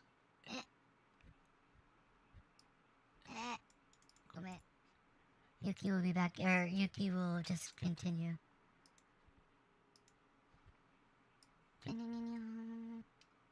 Okay. Hi. We'll just continue. The investigation runs aground. Yeah, yesterday when we met at a restaurant in Ginza, that topic popped up. That's overstepping their boundaries, isn't it? They're meddling too much with public safety. They keep doing that. They're going to set a bad precedent. It seems that Minister Inugai is openly uncomfortable about the way public safety is doing things. The Vice Minister is probably going to say something to that effect during Monday's debate session. But what can you do? We can only have the director address the Vice Minister. That's why we pay him big bucks. Well, if that comes to that, they're gonna ask him for proof that the minister's being threatened. Sometimes I don't know what side he's on. If he's not on ours, then what? Well, he's probably getting some pressure from the minister. We'll probably just have to proceed with the investigation while he sweats it out with the vice minister's office and buys us some time. He might get so wrung up to dry that all that'll be left are dregs, though. So how's the investigation going? All the juicy leads I was pinning my hopes on turned out to be duds. Honestly, I'm on a loss. The reports that the Hinamizawa Dam project has been showing up a lot lately in the minister's press releases, so how about that? Well, you'd say showing up, but it's really more of a very slight feeling that something's strange. He just happened to mention it during his speech at the prefectural forum, so it just might have been something that he was mentioning because it was relevant at the time. If I remember correctly, a local organization there was protesting quite violently, no? The Onigafuchi Defense Alliance? I think Akasaka-kun was investigating that. I think those guys could possibly be behind what's happening now. If we can't say there's anything overtly suspicious about them, it might not be prudent to remove them from the picture. Akasaka-kun reported in passing that he couldn't deny the possibility. Then, isn't there merit in investigating them? We're going through everything with a fine-tooth comb. So if they're one of the suspicious groups that are left, we'll eventually have to. Well, they're not the only group we should be investigating, right? We're just talking about groups that are suspicious at Onigafuchi. There's quite a few of them. We don't have the men or time or the money at all. I'll try asking for more details from Akasaka-kun.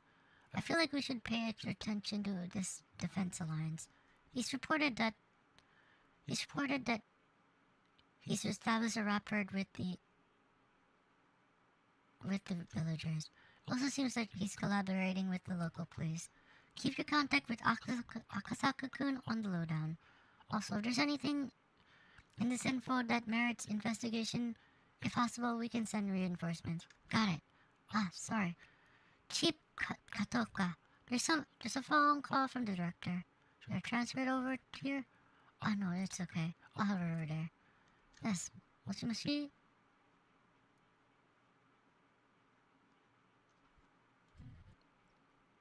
What's in the box?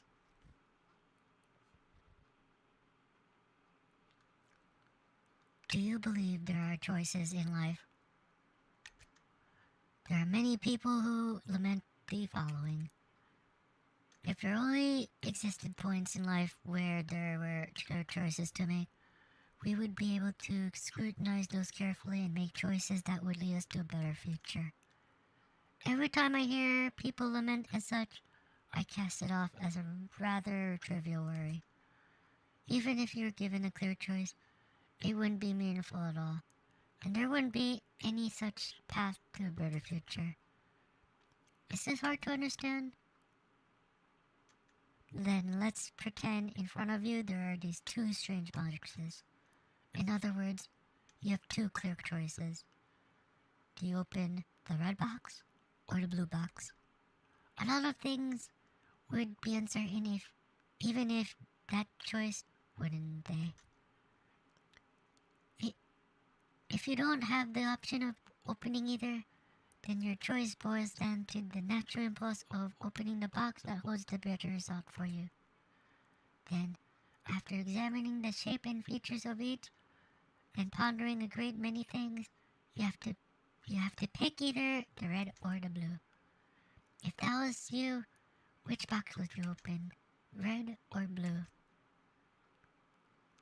If you were to go by traditional meanings, then red would be dangerous, threatening color. However, that doesn't automatically mean that it would be calm and relaxing inside the blue box either. In fact, it might even be the colors are a trap.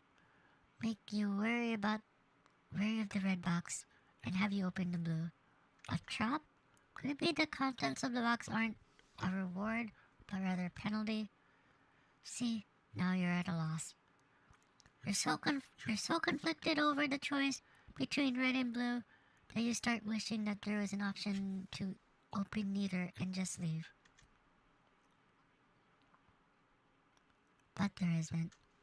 You have to open either the red box or the blue box. Oh, I forgot to say this. But if you choose one box, the other will disappear. So you'll never know the contents of the box you don't open. I'll just put that rule at the end there for you. Now, why don't you choose the red box or the blue box? It's alright. You won't lose anything by picking either one. Come on now. Oh, I have to choose! I have to choose! I didn't think I'd have to...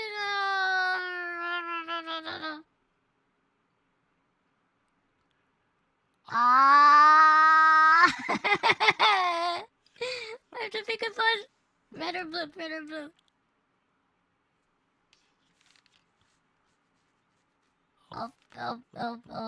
I'll pick...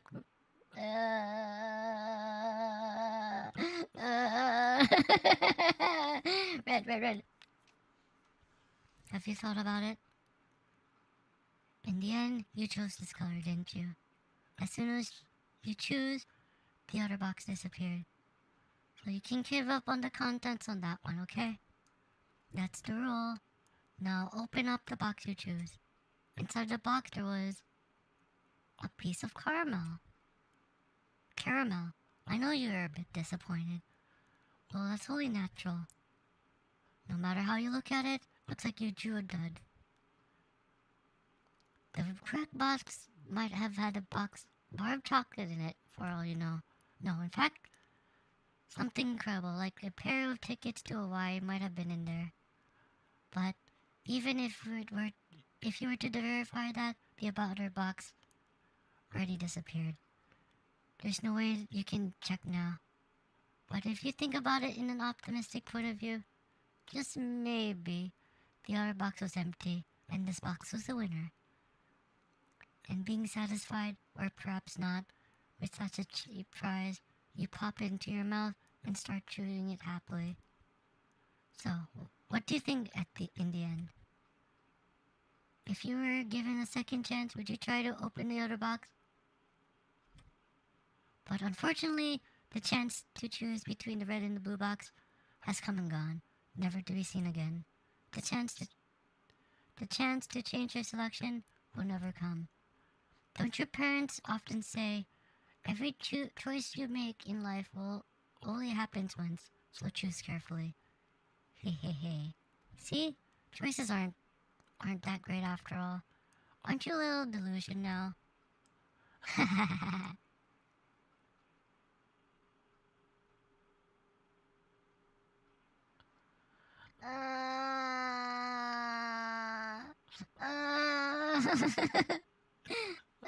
What would have happened if I picked the blue box? I don't know. I don't know anymore, probably. I didn't expect that to happen. I didn't think I would have to do choices.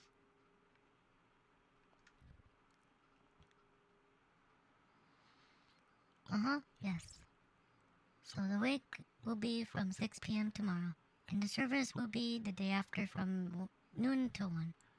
The venue will be Okinomiya Ceremony Hall. I see. It's Deputy Mayor Ikizawa's grandson's funeral we're talking about. We'll have to pay our respects. Mion, I'll have you go in my steed. Okay, got it. Should I wear mourning clothes? How much should I bring for the funeral offering? You can go in your school uniform. Make sure you button it up properly. For the money, 100,000 yen. They've done a lot for us. Mion quietly whistled at awe at the exorbitant amount of money her grandmother was offering. Ikizawa has been a prudent person ever since his days as the head of Okinomiya Municipal Office. Even if those government types paid me a visit, they'd always stay outside.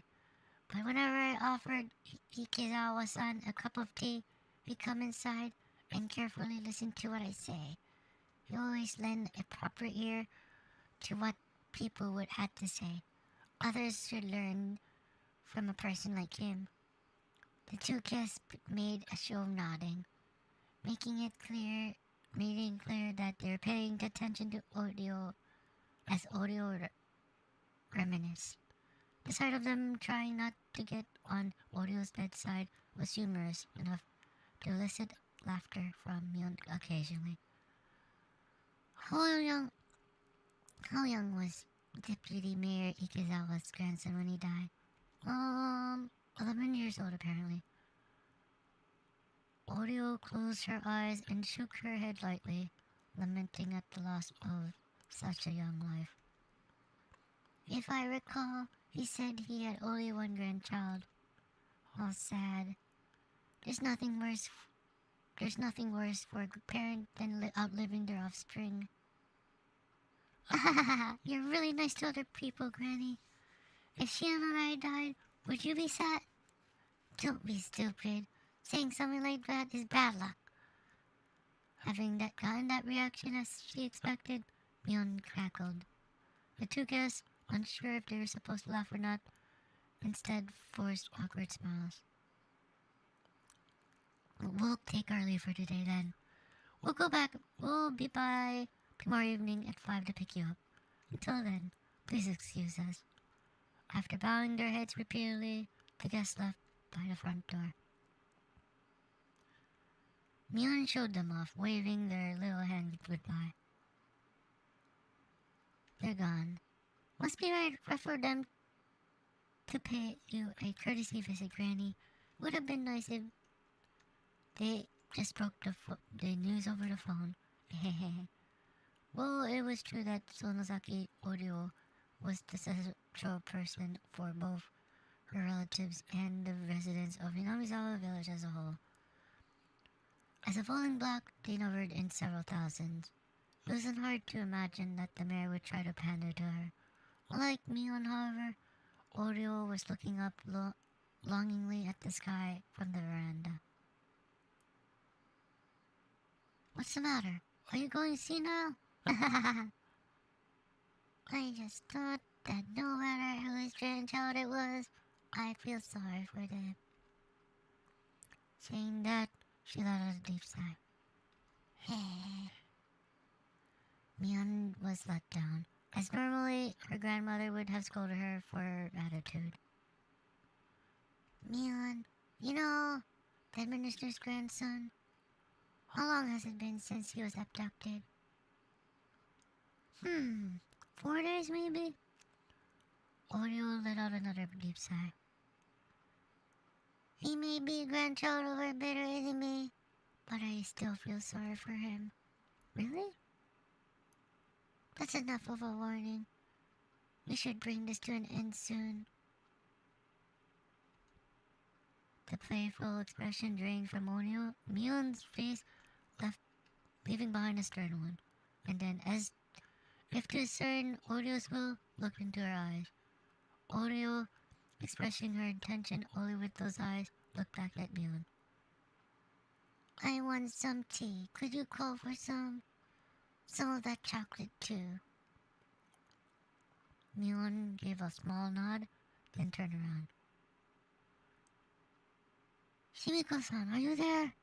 Grandma wants some tea. Could you prepare some? From far away, a voice responded in the affirmative. Mion, after confirming she had been heard, picked up the phone and began dialing. Ah, moshi moshi, this is Mion. Yeah, is my father there?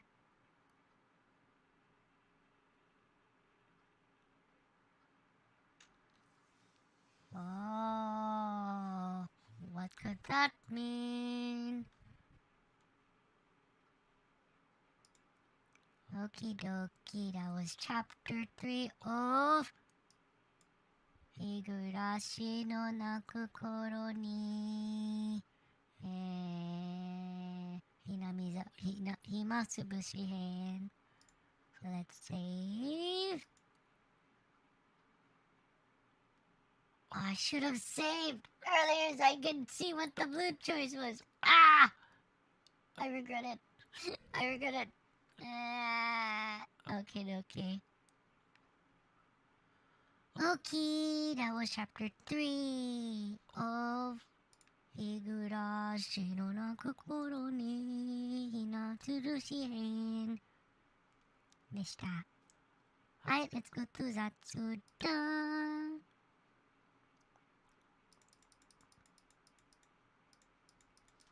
Hi, so thank you so much for coming to Yuki's stream today. Arigato nya.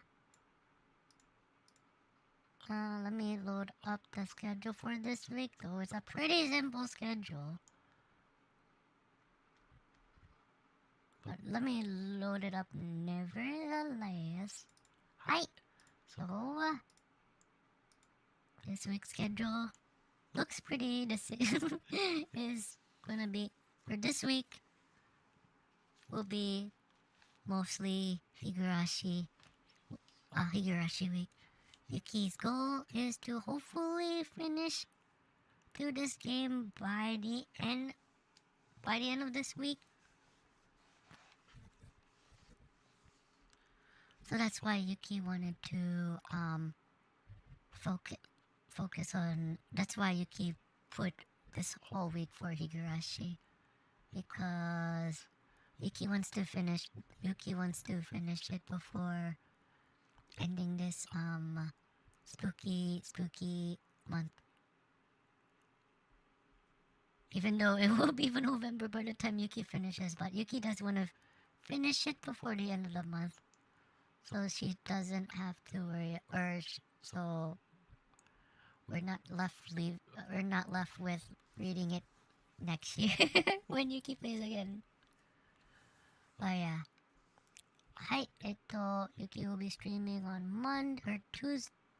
Yuki will also be streaming Higurashi on Tuesday, Wednesday, and Saturday.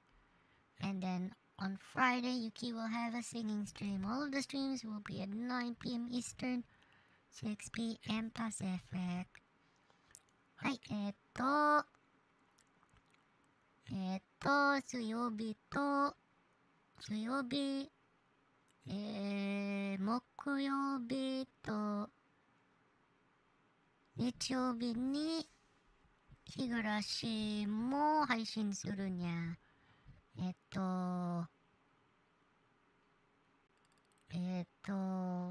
週末に、日暮らしの泣く頃に暇つぶし編を完了したいにゃ。この配信を、でも、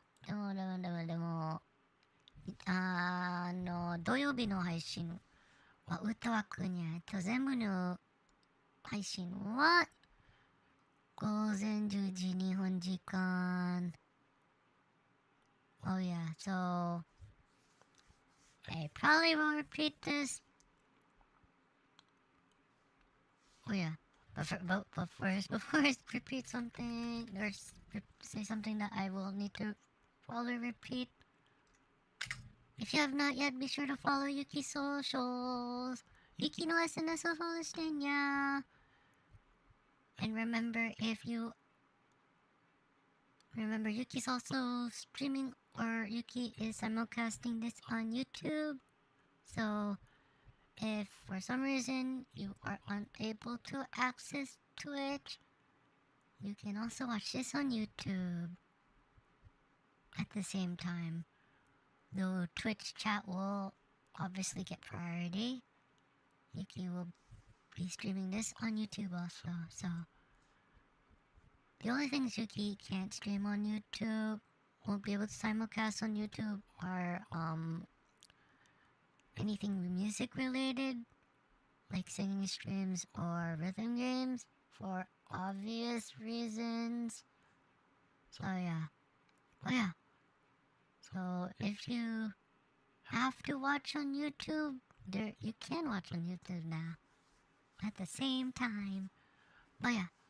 So the thing Yuki wanted to remind everyone is that this Saturday, or the end of this Saturday, or Sunday morning, very early Sunday morning, is the end of daylight savings time. I think just in North America? Let me just check. Daylight savings time. I just wanna check.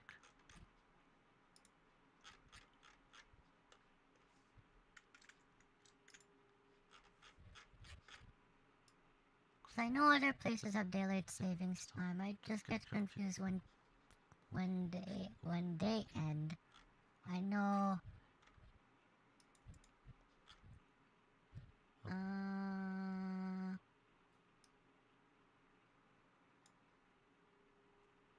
First Sunday in November. Oh, European Union already had their daylight savings time.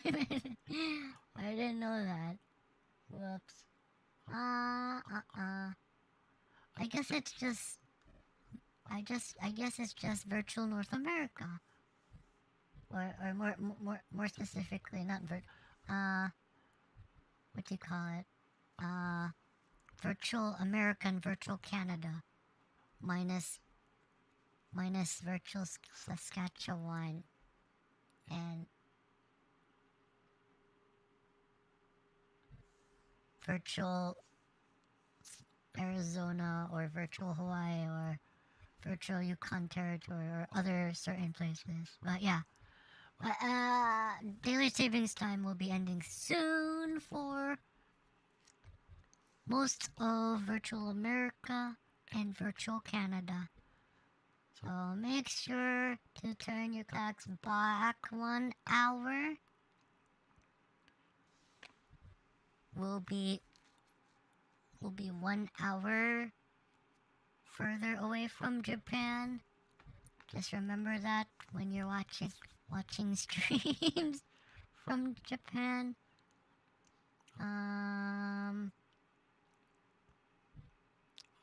And also remember that right now it's daylight savings time, so it's like EDT and EDT, CDT, NDT, and PDT. On Sunday, or starting Sunday, will be the end of daylight savings time, or standard time. So it'll be CST, MST, and PST. Remember that, please. Kind of a pet peeve of sorts for Yuki. It's EDT right now. It's not EST. It'll be EST starting next week until second Saturday of March.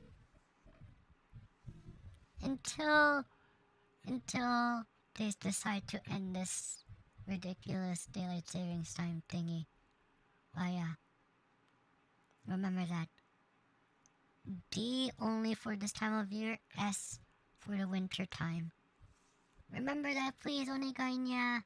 Or you can just do what Yuki usually does and just do ET, CT, MT, PT. So you don't have to change. You don't have to change it every season. It's kind of a pet peeve of Yuki's. One of the few pet peeves of Yuki's. That is how it is technically. Because I do see plenty of people say EST, even though it's it is EDT. Sorry for that. Short weird rant. But it is end of daylight savings time coming up. So remember that.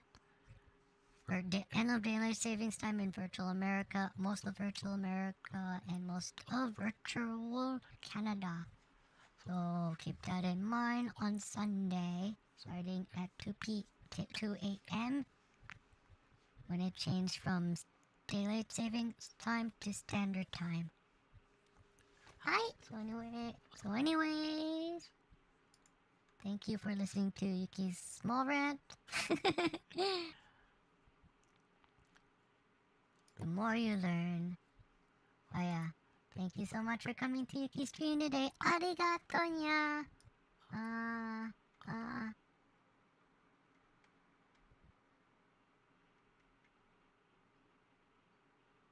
Oh yeah, remember, Yuki will be streaming Higurashi for the rest of this week, minus Friday, which will be a singing stream.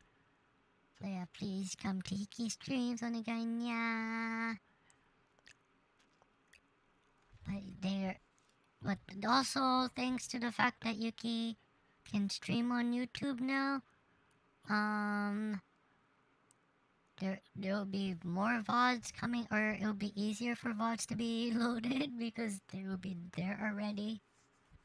I just have to take them down for a day. I don't know if that changed for Twitch, but I'll just do it for now. Oh yeah. Yeah, for now, 24 hours, the VOD will be done, but it'll be back up. The only VODs that won't be available... So, speaking about VODs, I think for now...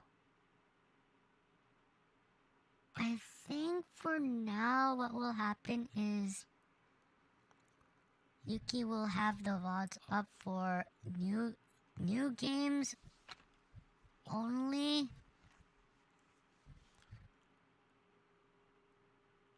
So since Yuki did record Yakuza Kiwami, Yuki will have those up when Yuki plays Yakuza Kiwami again.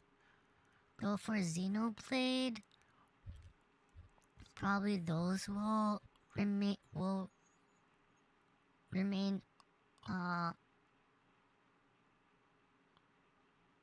off, or that won't be archived just because Yuki didn't archive it before, so it'll be weird to have VOD of middle of the game. It's easier for, like Yuki said, it's easier for Kiwami, Yakuza Kiwami, because Yuki is already recording those locally. So yeah, at least Kiwami will be up. Xenoblade won't be. Yuki won't keep the Xenoblade VODs up though, unfortunately, until Yuki starts like the next Xenoblade game. Hopefully soon. I don't know how much longer before Yuki finishes this current Xenoblade, or the Xenoblade Chronicles.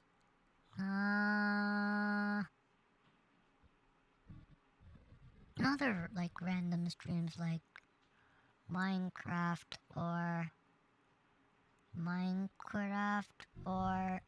what else? Like Minecraft or GeoGuessr or whatever. Those streams the VODs will also stay up. That's what Yuki's planning, at least.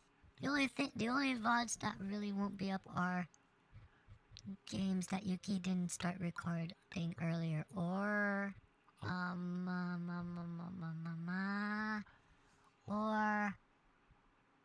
or music streams which Yuki won't have on YouTube anyway. So yeah, you can at least watch Yuki on YouTube if you can't watch on Twitch. But please, watch Yuki on Twitch. Because that's where everything is for Yuki right now, so... Onegai nya. Okay, so anyways, thank you so much for coming to Yuki's stream today. Yuki's not going to raid. Yeah, no raid today. Okay, so anyways, thank you so much for coming to Yuki's stream today. Arigato nya. Yuki hopes to see you all tomorrow for more for Higurashi chapter Higurashi no Naku Koro ni Himatsubushi-hen chapter 4. はい、明日に会いましょう。日暮らしの泣く頃に暇つぶし編第4章を配信するにゃ。はい。明日に会いましょうにゃ。Let's see ya tomorrow. So anyways, おつにゃ、バイバイ。やややや、バイバイバイ。バイバイ。にゃ。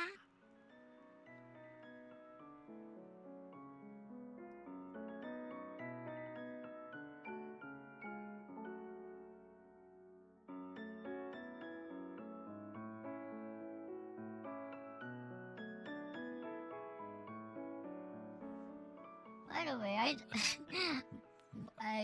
back Yuki just noticed that the audio was off. Whoops. Oh well. So anyways, what's in your bye bye? We need audio to the game. It'll be on tomorrow.